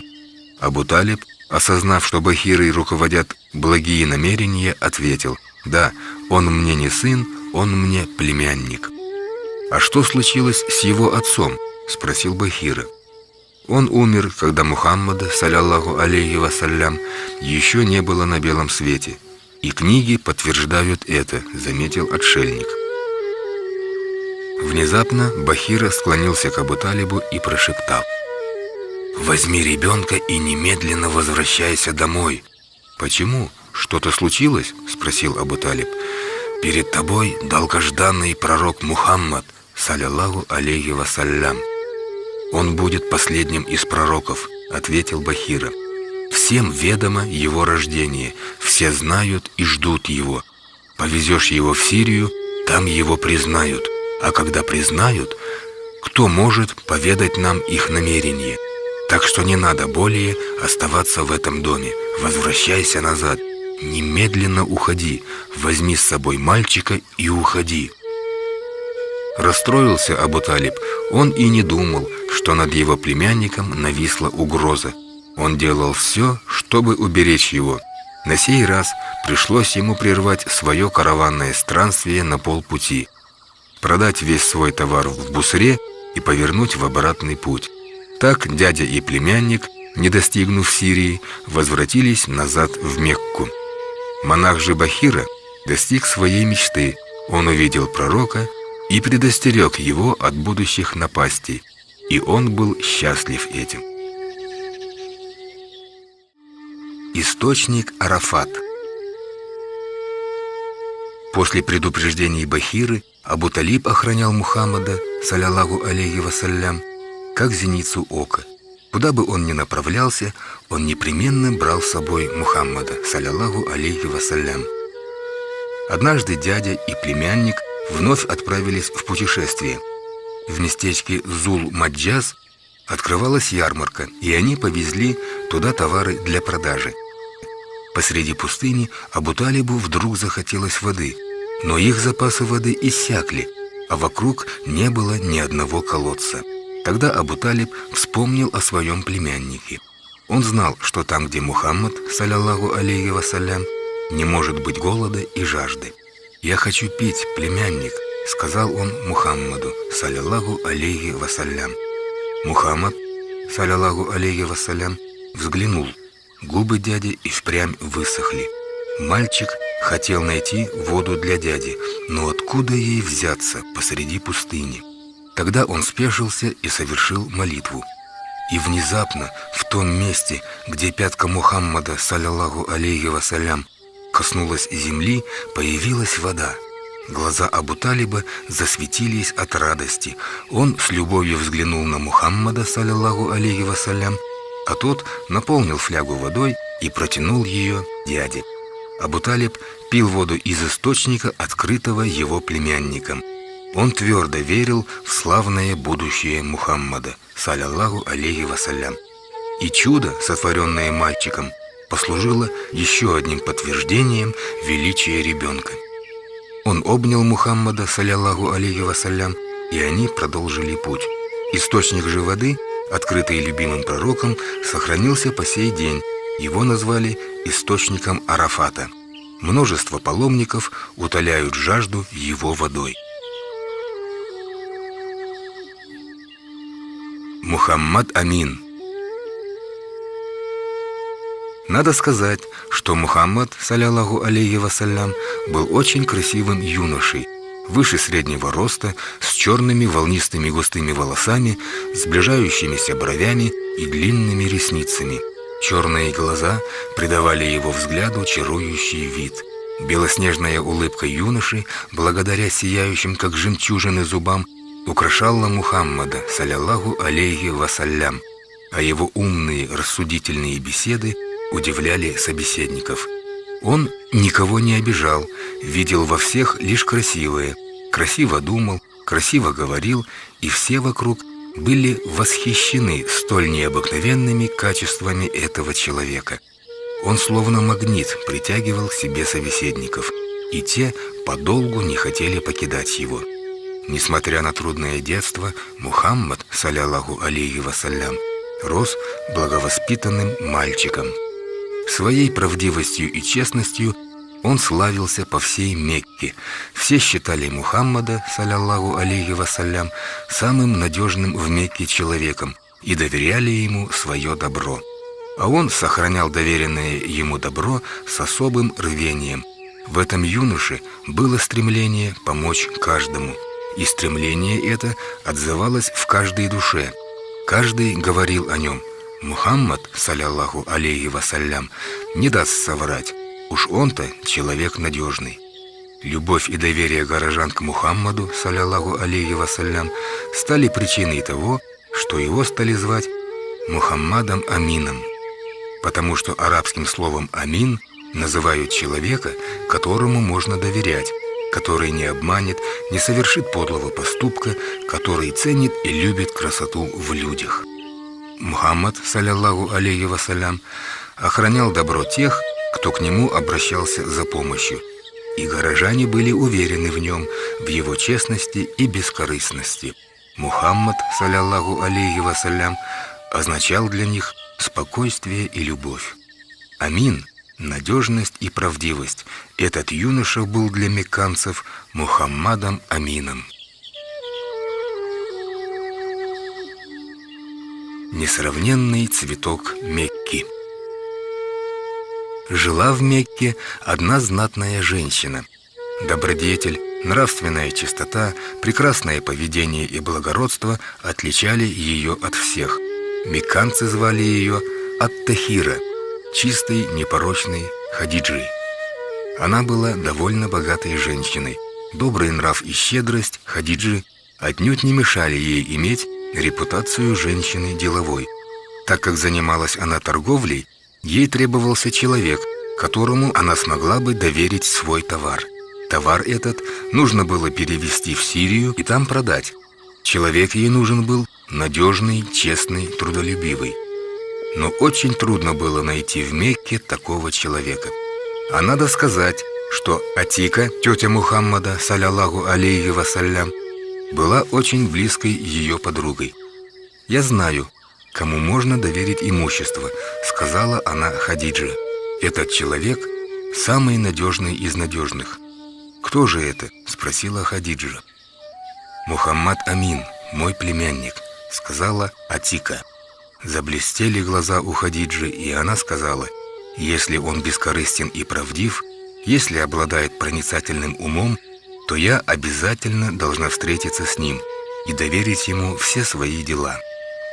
Мухаммад, салляллаху алейхи вассалям, был дальним родственником Хадиджи, но Хадиджа доселе с ним ни разу не встречалась. Она пригласила юношу к себе домой, стремясь узнать его поближе. О, как волновалась Хадиджа перед этой первой встречей! Ведь так много людей хвалили Мухаммада, салляллаху алейхи вассалям. Да и ей самой как-то приснился сон, где Мухаммада, салляллаху алейхи вассалям, звали печатью всех пророков. Интересно, в чем смысл этого сна, подумала Хадиджа. Она привела свой дом в порядок, отдала приказы слугам. Мухаммада, салляллаху алейхи вассалям, должны были встретить на высоком уровне. Неведомая радость овладела сердцем Хадиджи.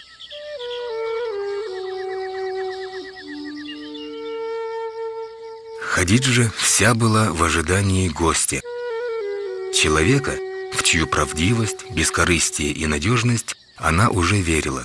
Наконец, долгожданный гость появился в дверях ее дома. Ясный лик, улыбчивый взгляд, уважительная осанка. Мухаммад, салляллаху алейхи вассалям, завоевал сердце Хадиджи.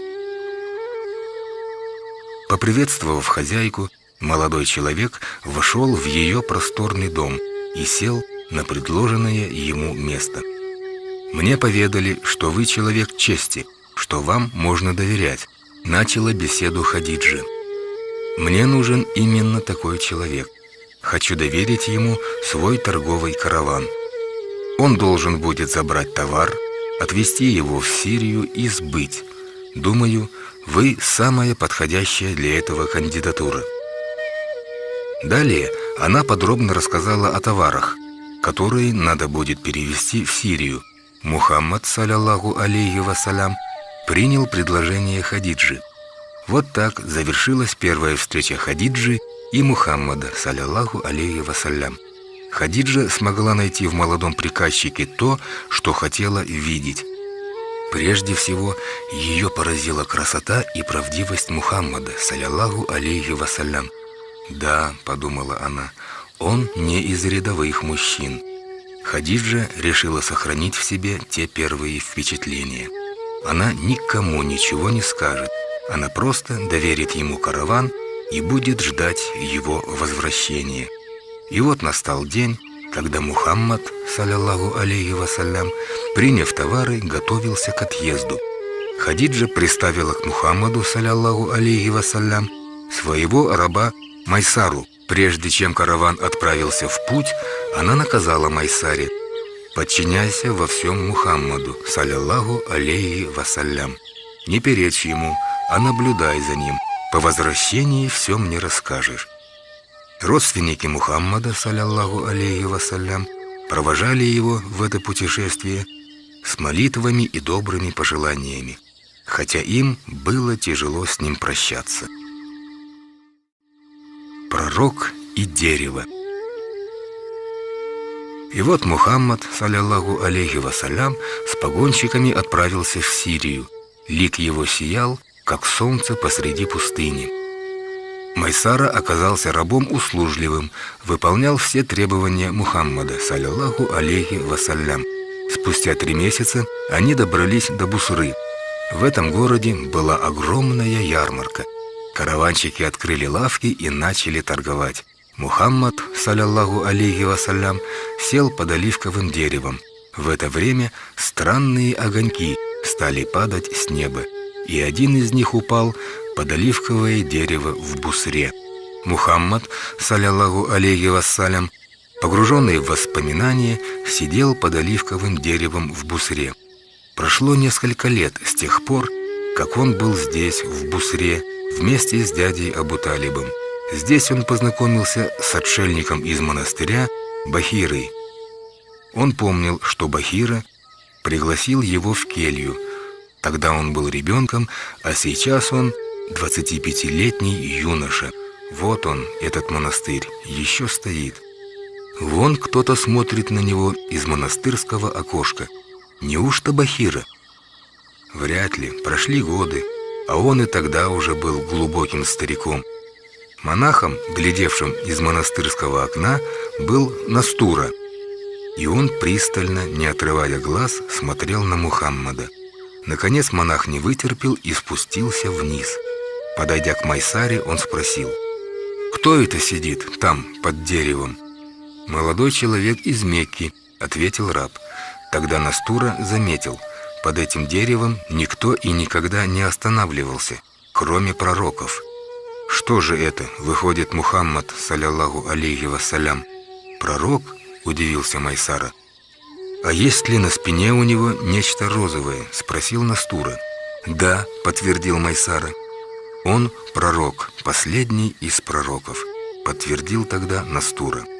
Майсара был в растерянности. Выходит, что этот молодой человек не просто отличается от всех своим поведением, он пророк. Трепет охватил Майсару. Какая гордость быть приближенным этого человека! Майсара был рад, что ему раскрыли большую тайну. «Кто знает, — подумал раб, — какие еще открытия ждут меня на этом пути». Любимец в тени ангелов. Мухаммад, саллаллаху алейхи вассалям, вместе со своими спутниками продолжали путь и спустя какое-то время достигли Сирии. Майсара не ощущал усталости, а словно наслаждался странствием. В то же время он наблюдал за Мухаммадом, саллаллаху алейхи вассалям, и восхищался поведением этого прекрасного человека. Обещание Мухаммада, саллаллаху алейхи вассалям, заставляло Майсару быть постоянно с ним, получая удовольствие от его присутствия. Продав товары Хадиджи в Сирии, Мухаммад, саллаллаху алейхи вассалям, получил огромную прибыль. Спутники по каравану поразились столь большой прибыли у человека, практически впервые ставшего на самостоятельный путь торговли. Завершив все свои дела и загрузив своих верблюдов, купцы отправились в обратный путь. Стояла необыкновенная жара, лил на купцов. Майсара глядел на беспощадное солнце. Он-то привык к такой жаре, а вот за Мухаммада, саллаллаху алейхи вассалям, в душе опасался. Раб уже знал, что Мухаммад, саллаллаху алейхи вассалям, это восхваленный на небесах и на земле пророк, и не хотел, чтобы он мучился под палящими лучами. Но кроме него никто ничего не знал. Пустыня безмолвствовала, а Майсара был бессилен чем-нибудь помочь. Всемогущий Бог не оставлял своих пророков в беде. Пока караван шел, случилось чудо. На голубом небосводе появилось облако, укрыв Мухаммада, саллаллаху алейхи вассалям, от солнца.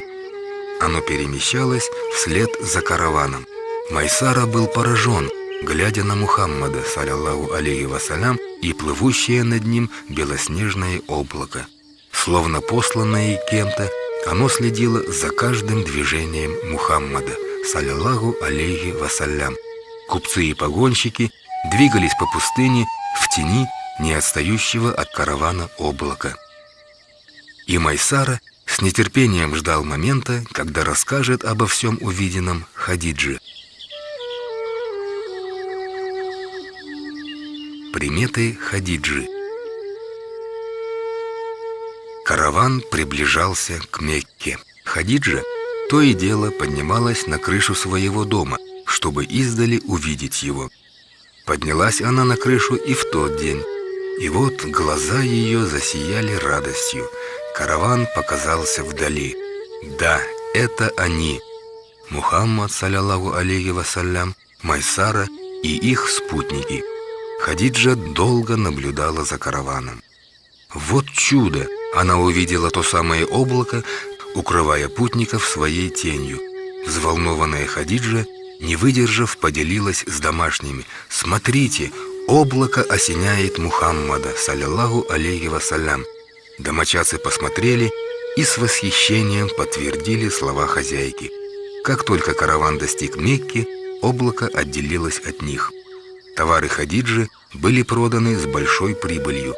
Она осталась довольна, преподнеся Мухаммаду, саллаллаху алейхи вассалям, разнообразные дары и верблюдов. Мухаммад, саллаллаху алейхи вассалям, отправился к себе домой, а Хадиджа позвала Майсару.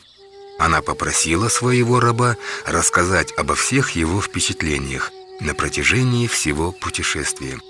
Раб стал рассказывать госпоже о перипетиях караванного путешествия.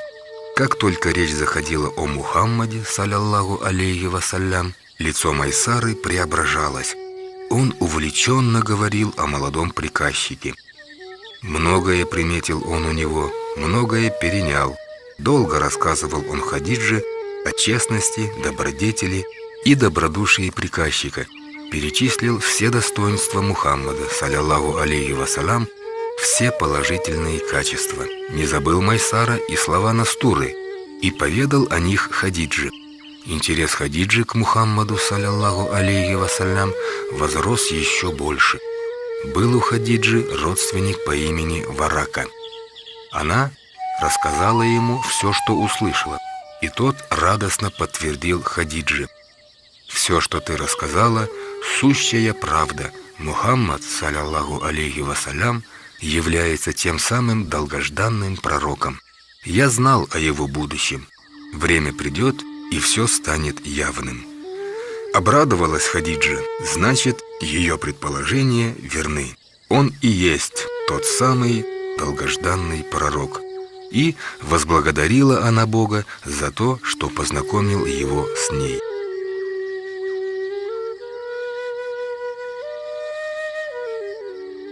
Самое большое желание Хадиджи. Хадиджа была 40-летней вдовой. Многие в тот период желали взять ее в жены, но она всех претендентов отвергала. Она и не помышляла о повторном замужестве.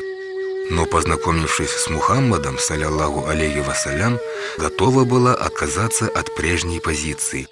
Образ Мухаммада, саллаллаху алейхи вассалям, постоянно стоял перед глазами этой богатой женщины.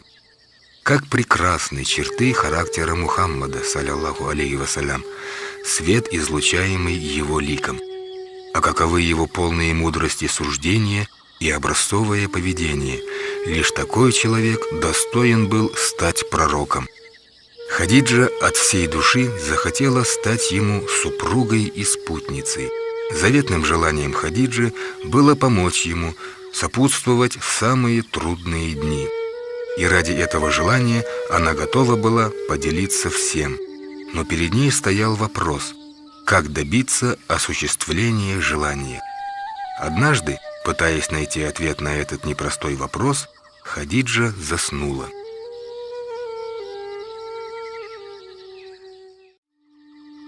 Весть о женитьбе. У Хадиджи была близкая подруга по имени Нафиса. Они были настолько близки, что могли часами беседовать, делиться самыми сокровенными мыслями. Хадиджа во многом полагалась на Нафису. И вот она поведала Нафисе о желании выйти замуж за Мухаммада, саллаллаху алейхи вассалям. Нафиса обрадовалась этому и решила, что должна сделать все, чтобы эти два прекрасных человека сошлись в браке. Она тотчас отправилась к Мухаммаду, саллаллаху алейхи вассалям. Поприветствовав его и поговорив о том о сём, она, наконец, смогла задать Мухаммаду, саллаллаху алейхи вассалям, заветный вопрос. «Мухаммад, саллаллаху алейхи вассалям, а почему ты не женишься?» Не ожидал Мухаммад, саллаллаху алейхи вассалям, такого вопроса. Улыбнувшись, он признался: «Откуда у меня столько денег?» Тогда Нафиса продолжила: «А если я скажу, что есть такая женщина, которая согласна принять тебя таким, какой ты есть?» «Кто же она?» – спросил Мухаммад, саллаллаху алейхи вассалям. «Я говорю об одной из избранных женщин Мекки, Хадиджи», – сказала Нафиса. «А как мне все устроить?» – спросил Мухаммад, саллаллаху алейхи вассалям. «А это позволь сделать мне. Я решу этот вопрос», – заверила его Нафиса. «Ты просто скажи мне, могу ли я сказать ей о твоем желании жениться на ней?» «Я буду рад, если ты сделаешь это», – сказал Мухаммад, саллаллаху алейхи вассалям. Когда Нафиса передала Хадидже содержание своей беседы с Мухаммадом, саллаллаху алейхи вассалям, та сильно обрадовалась и с удовольствием приняла предложение Мухаммада, саллаллаху алейхи вассалям. Она направила ему согласие. «Ты человек доверенный, порядочный, правдивый, а посему я согласна выйти за тебя замуж». Вскоре Мекка узнала об этих намерениях. Стороны согласились на брак, и было очевидно, что брак этот будет прочным и примерным. Свадьба двух прекрасных людей. Красавица Хадиджа была счастлива, радость окрыляла ее. Теперь Мухаммад, саллаллаху алейхи вассалям, будет постоянно с ней. Ей будет что перенять от своего благоверного. Стороны стали готовиться к свадьбе. Было решено, что свадьбу проведут в доме у Хадиджи, для чего та велела зарезать овец, приготовить кушанье, пригласить всех родных и близких. Мухаммад, саллаллаху алейхи вассалям, вместе с родными дядями и тетями явился в дом Хадиджи. Дядя Абу Талиб был особо рад этому браку. Он поднялся и сказал: «Мухаммад, саллаллаху алейхи вассалям, выделяется среди всех молодых. Найти подобного ему молодого человека, такого же правдивого и порядочного, невозможно. Мы просим руки Хадиджи для брака с Мухаммадом, саллаллаху алейхи вассалям, и предлагаем 20 самцов-верблюдов». Приглашенные были довольны. Среди них был и Варака. Он тоже попросил слова и сказал: «Мы тоже хотим сблизиться с вашим родом. Всевышний одарил наши семьи своим благом. Мы согласны на брак Мухаммада, саллаллаху алейхи вассалям, и Хадиджи. Пусть будут счастливы, да принесет этот брак пользу и добро обеим сторонам». Все были рады этому браку. Начался пир. 40-летняя Хадиджа стала супругой 25-летнего Мухаммада, саллаллаху алейхи вассалям. Она ждала его, дождалась и вышла за него замуж. Как ей было не возрадоваться этому? Мухаммад, саллаллаху алейхи вассалям, благодарил Бога за этот брак. Сияние радости исходило от лиц новобрачных. Самые прекрасные люди образовали семью. Пречистая Хадиджа и несравненный Мухаммад, саллаллаху алейхи вассалям, стали мужем и женой. Друзья видели, как они подходят друг к другу, и были счастливы за них. Пошел дождь счастья и блаженства, и тысячи капель этого дождя попали в гнездо Хадиджи и Мухаммада, саллаллаху алейхи вассалям. 6 дней счастливого гнезда. Атмосфера в доме Мухаммада, саллаллаху алейхи вассалям, и Хадиджи была поистине полна радости и любви, нежности и искренности. Два прекрасных человека относились друг к другу с любовью и уважением. Именно поэтому жизнь их проходила счастливо. Всевышний подарил им 6 детей. Первым родился сын Касим, затем дочери Зайнаб, Рукайя, Кулсум, Фатима и, наконец, сын Абдаллах.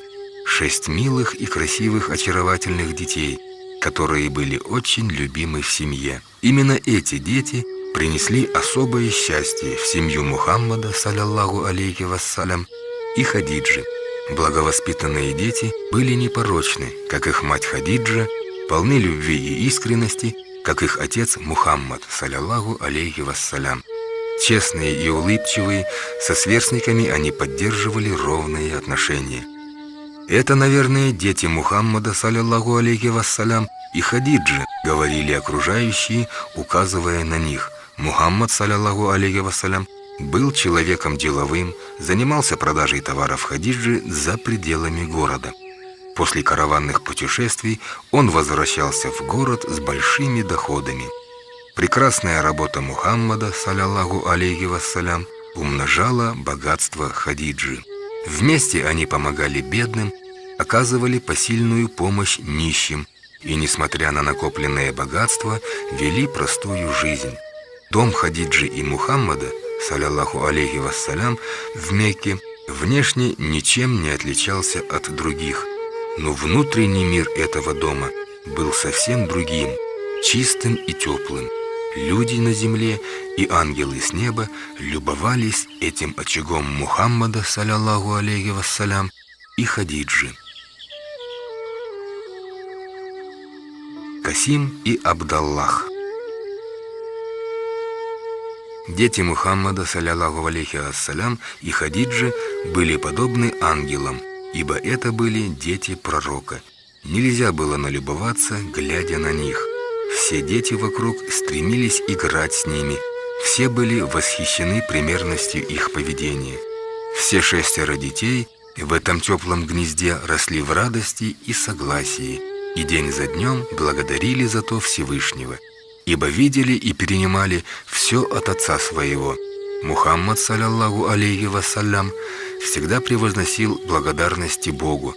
С малых лет он привык терпеть все тяготы и жить в согласии с Богом, а не восставать против Его правил. Бесконечны были те благодарения, но могучий поток времени приносил как радости, так и невзгоды. Любимые Касим и Абдаллах друг за другом ушли в мир иной и поселились в раю. Мухаммад, саллаллаху алейхи вассалям, как и в самые трудные времена, выказывал невероятную терпимость к жизненным невзгодам. И Хадиджа, убитая горем от потери 2 сыновей, тоже смогла вынести эти невзгоды. Несмотря на столь жестокую утрату, родители не восстали против Бога. Осознавая, что души безвинных созданий переселились в рай, они благодарили Бога. Пустота, ощущаемая после ухода Касима и Абдаллаха, была заполнена возрастающей любовью родителей к дочерям своим. Родители проявляли о них самую нежную заботу, стремясь вырастить их благовоспитанными и умными. И дочери, выросшие под непрестанной заботой этих двух поистине прекрасных людей, стали источником радости для людей, их окружавших. Игры Зайнаб и Рукайи. По всем признакам можно было отличить их от всех других детей. Милейшие дети мира сего помогали матери по дому, не мучая ее своими капризами вовсе. Зайнаб и Рукайя имели небольшую разницу в возрасте, поэтому они играли вместе и не ссорились, а любые сиюминутные споры забывались ими. Пока мать занималась домашними делами, они присматривали за младшей девочкой, юкивали ее в колыбели. После завершения работы по дому любимым занятием Зайнаб и Рукайи было выйти на улицу и играть со своими сверстниками. Однажды Зайнаб и Рукайя вышли на улицу, держа в руках финики. Они присоединились к друзьям и поделились угощением с ними.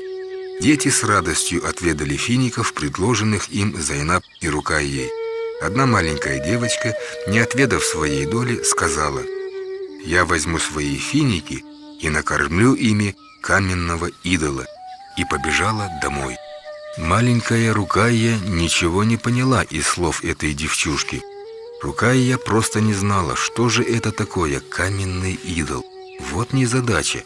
Вскоре та маленькая девочка возвратилась к своим друзьям, и в руках у нее по-прежнему были финики. «Не хочет, пусть не ест», — произнесла она. «Что, я сама не могу их съесть?» И съела все финики. Зайнаб и Рукайя удивились. «Что же это такое, каменный идол?» — спросил у Зайнаб. «Отец говорил мне, что каменный идол и просто камни на улице одно и то же», — ответила Зайнаб. «Люди делают из камня и дерева что-то наподобие кукол и называют их идолами, а потом стоят перед ними и молятся им, поэтому в каждом доме есть по каменному идолу». Рукайя наивными глазами смотрела на сестру, но так ничего и не поняла. Но разве можно поклоняться дереву или камню? Небеса излучали любовь на землю, где росли эти милые девочки под опекой и заботой своих прекрасных родителей. Часть этого проникла в их сердца. Так появилась любовь к единому Богу. Как же прекрасно жить с любовью к Богу, в дружбе с Ним. Раб-мальчик Заид. Жил-был ребенок по имени Заид. Было ему 8 лет. Он плакал от горя.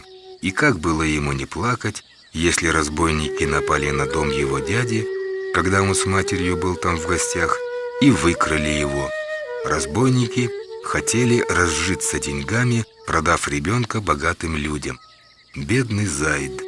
Как же было ему горько и несчастливо!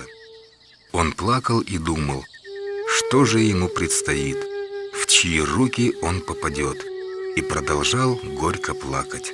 Разбойники продали Заида на базаре. Человек, купивший его, повез мальчика в Мекку. Человек этот был племянником Хадиджи. Звали его Хаким. И Заид стал служить рабом в незнакомом мекканском доме. Однажды в этот дом пришла гостья. Это была Хадиджа. Заид, увидев ее, почувствовал к ней расположение. Хадиджа тоже разглядела в Заиде услужливого мальчика. И Хаким подарил Заида своей тете Хадидже. Добродушная хозяйка взяла Заида к себе домой. Оказавшись в доме Хадиджи, Заид словно влился в другую атмосферу. К нему подошел, улыбаясь, глава семьи и, добрыми словами приветствуя мальчика, погладил его по голове. Конечно же, это был Мухаммад, салляллаху алейхи вассалям. Мухаммад, салляллаху алейхи вассалям, полюбил мальчугана. Он принял его в своем доме не как раба, а как своего приемного сына. Заид, наконец, нашел себе родное гнездо. Он почувствовал теплоту. А как иначе? Ведь отныне отцом ему был сам Мухаммад, салляллаху алейхи вассалям, а матерью сама Хадиджа.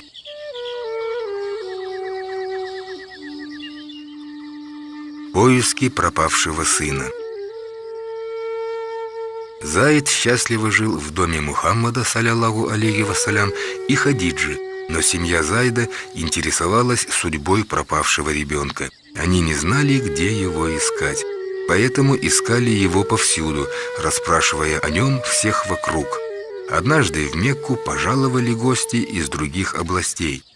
Они принадлежали к племени, где родился Заид. Когда они посещали Каабу, то увидели Заида и сразу же признали его. Не теряя времени, по возвращении в свои родные края, они сообщили об этом семье Заида. Родители обрадовались тому, что их сын жив-здоров.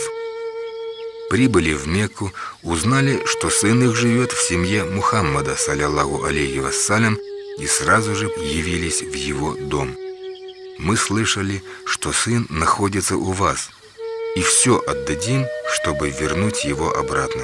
Вы только скажите». Обратились они к Мухаммаду, салляллаху алейхи вассалям. «А кто ваш сын?» – спросил Мухаммад, салляллаху алейхи вассалям. «Зайд», – ответил отец, – «он мой сын». «Ну тогда давайте позовем Зайда и спросим его, с кем он захочет остаться», – предложил Мухаммад, салляллаху алейхи вассалям. «Если он выберет вас, то мне за него ничего не нужно. Пусть уходит, но если он захочет остаться с нами, то пусть останется». Отец Зайда принял предложение Мухаммада, салляллаху алейхи вассалям. Позвали Зайда. «Зайд, знаешь ли ты этих людей?» «Да, знаю». «Кто они?» «Отец и мать», — ответил Зайд. «Ты меня знаешь и знаешь, как я люблю тебя, но они твои родители. Хочешь, иди с ними, хочешь, оставайся со мной. Ты волен выбрать любой из этих двух вариантов». «Я хочу остаться с тобой», — ответил Зайд. «Не смогу жить в разлуке». Отец удивился такому ответу сына. Почувствовав это, Зайд повернулся к нему и сказал: «Отец мой, я столько добра видел от этого человека, что ни на кого не променяю его. Вас я тоже люблю, но я очень прошу вас отпустить меня. Я хочу жить с этим человеком». Отец понял, что сыну лучше оставаться там, где он ощущает счастье и безопасность, и потому согласился с просьбой сына. К тому же, если родители будут тосковать по своему сыну, они всегда могут приехать сюда и увидеть его. Большая радость Зайда. Зайд попросил отца оставить его у Мухаммада, салляллаху алейхи вассалям, и отец отнесся к просьбе сына с уважением. Когда отец и мать Зайда готовились в обратный путь, Мухаммад, салляллаху алейхи вассалям, взял за руку мальчика и посмотрел на него с отеческой любовью. Они направились на площадь. Там Мухаммад, салляллаху алейхи вассалям, подняв вверх руку Зайда, объявил собравшимся: «Пусть каждый знает, отныне Зайд мой сын. Все мое имущество – это его имущество, а его имущество – это мое имущество. Он мой потомок». Этим заявлением Мухаммад, салляллаху алейхи вассалям, объявлял Зайда своим сыном. Отец Зайда, который тоже присутствовал на площади, с восторгом смотрел на Мухаммада, салляллаху алейхи вассалям, и на сына.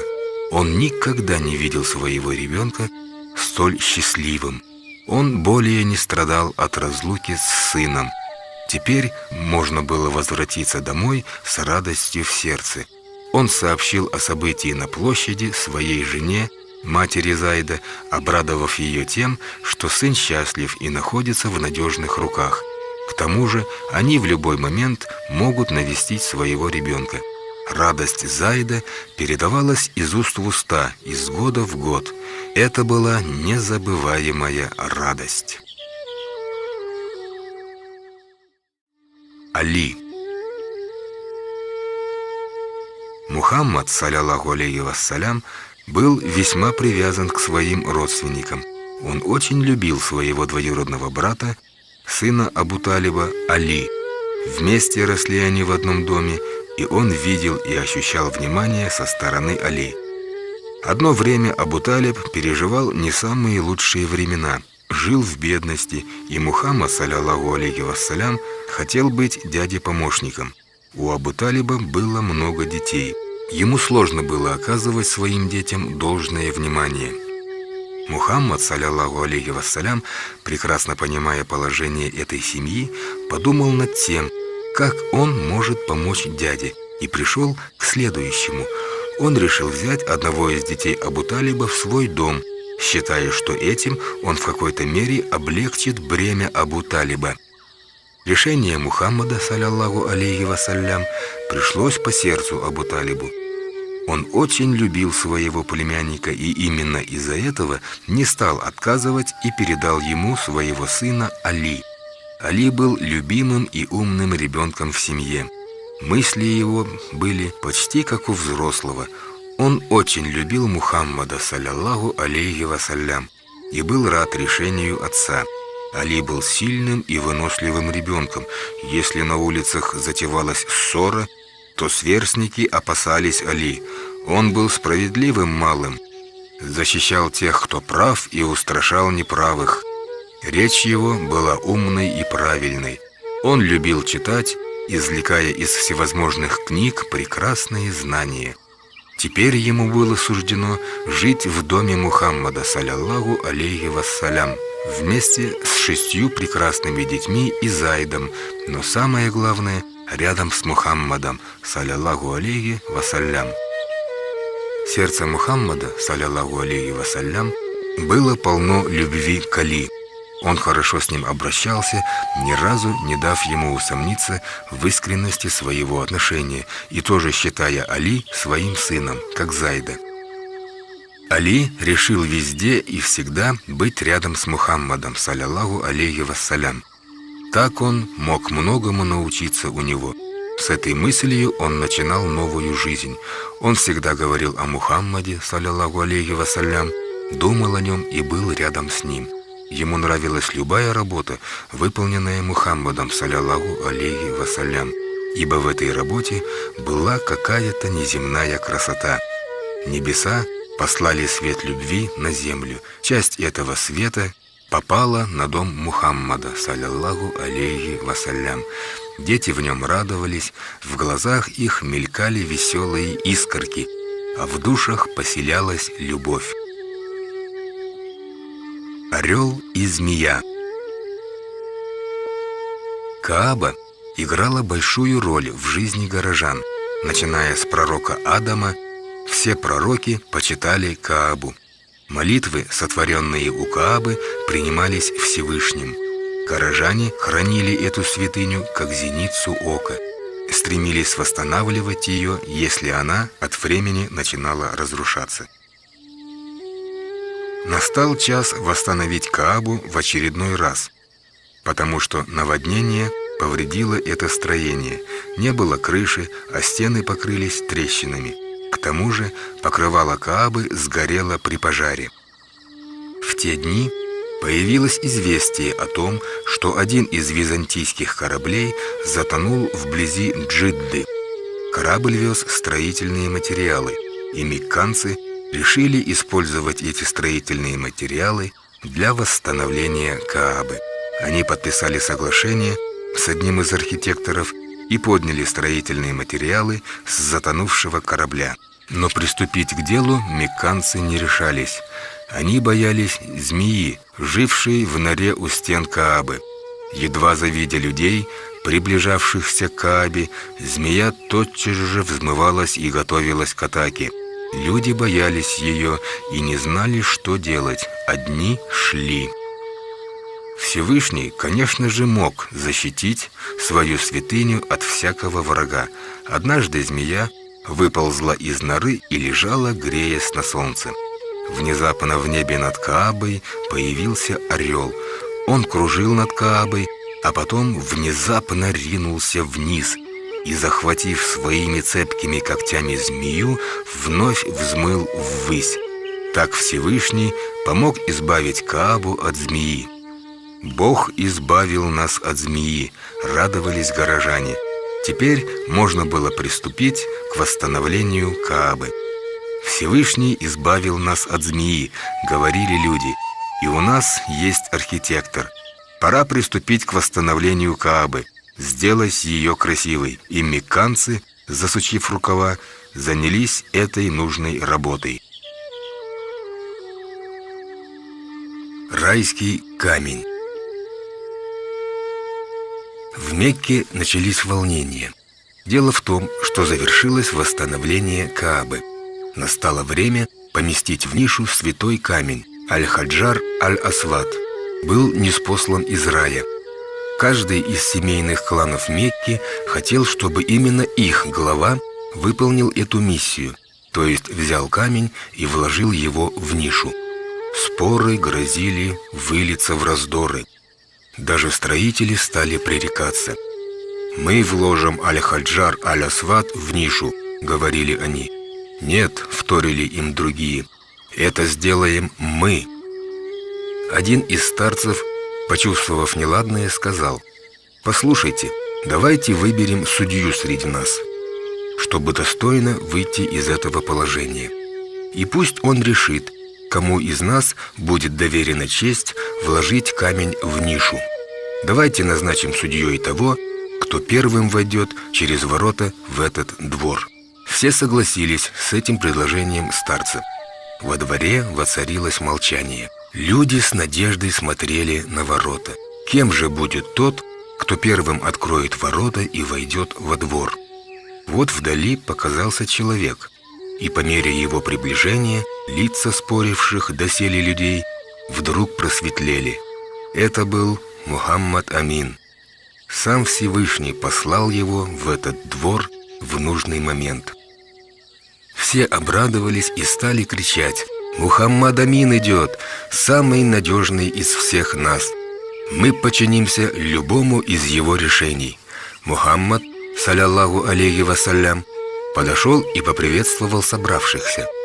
Его долгое время не было в Мекке, поэтому он ничего не знал о случившемся. Люди поведали ему о проблеме. «Принесите мне покрывало», — попросил Мухаммад, саллаллаху алейхи вассалям. Ему принесли покрывало. Он постелил его на землю, взял Аль-Хаджар Аль-Асвад и положил на середину покрывала. Все с интересом следили за его действиями. А теперь все главы семейных кланов города пусть подойдут к покрывалу и возьмутся за его край, сказал Мухаммад, саллаллаху алейхи вассалям. Главы семейств сделали так, как просил Мухаммад, саллаллаху алейхи вассалям. Все дружно подняли покрывало, а вместе с ним и камень с земли. Мухаммад, саллаллаху алейхи вассалям, взял приподнятый таким образом камень и вложил его в нишу. Получилось, что камень вложен в нишу при участии всех семейных кланов Мекки. Проблема была решена. Все остались довольны. С того дня Хаджар Аль-Асвад расположен именно там, куда вложил его своими руками сам пророк, саллаллаху алейхи вассалям. Каждый из паломников Каабы может дотронуться до этого камня. Этим они поминают пророка, саллаллаху алейхи вассалям, приветствуют его. Те, кто целует и вдыхает запах камня, свидетельствуют о его необыкновенном аромате. Продолжение следует.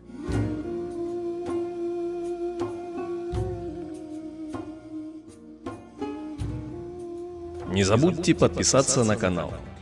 А также, чтобы быть в курсе новых публикаций, нажмите на колокольчик. Мир, милость и благословение Аллаха всем нам.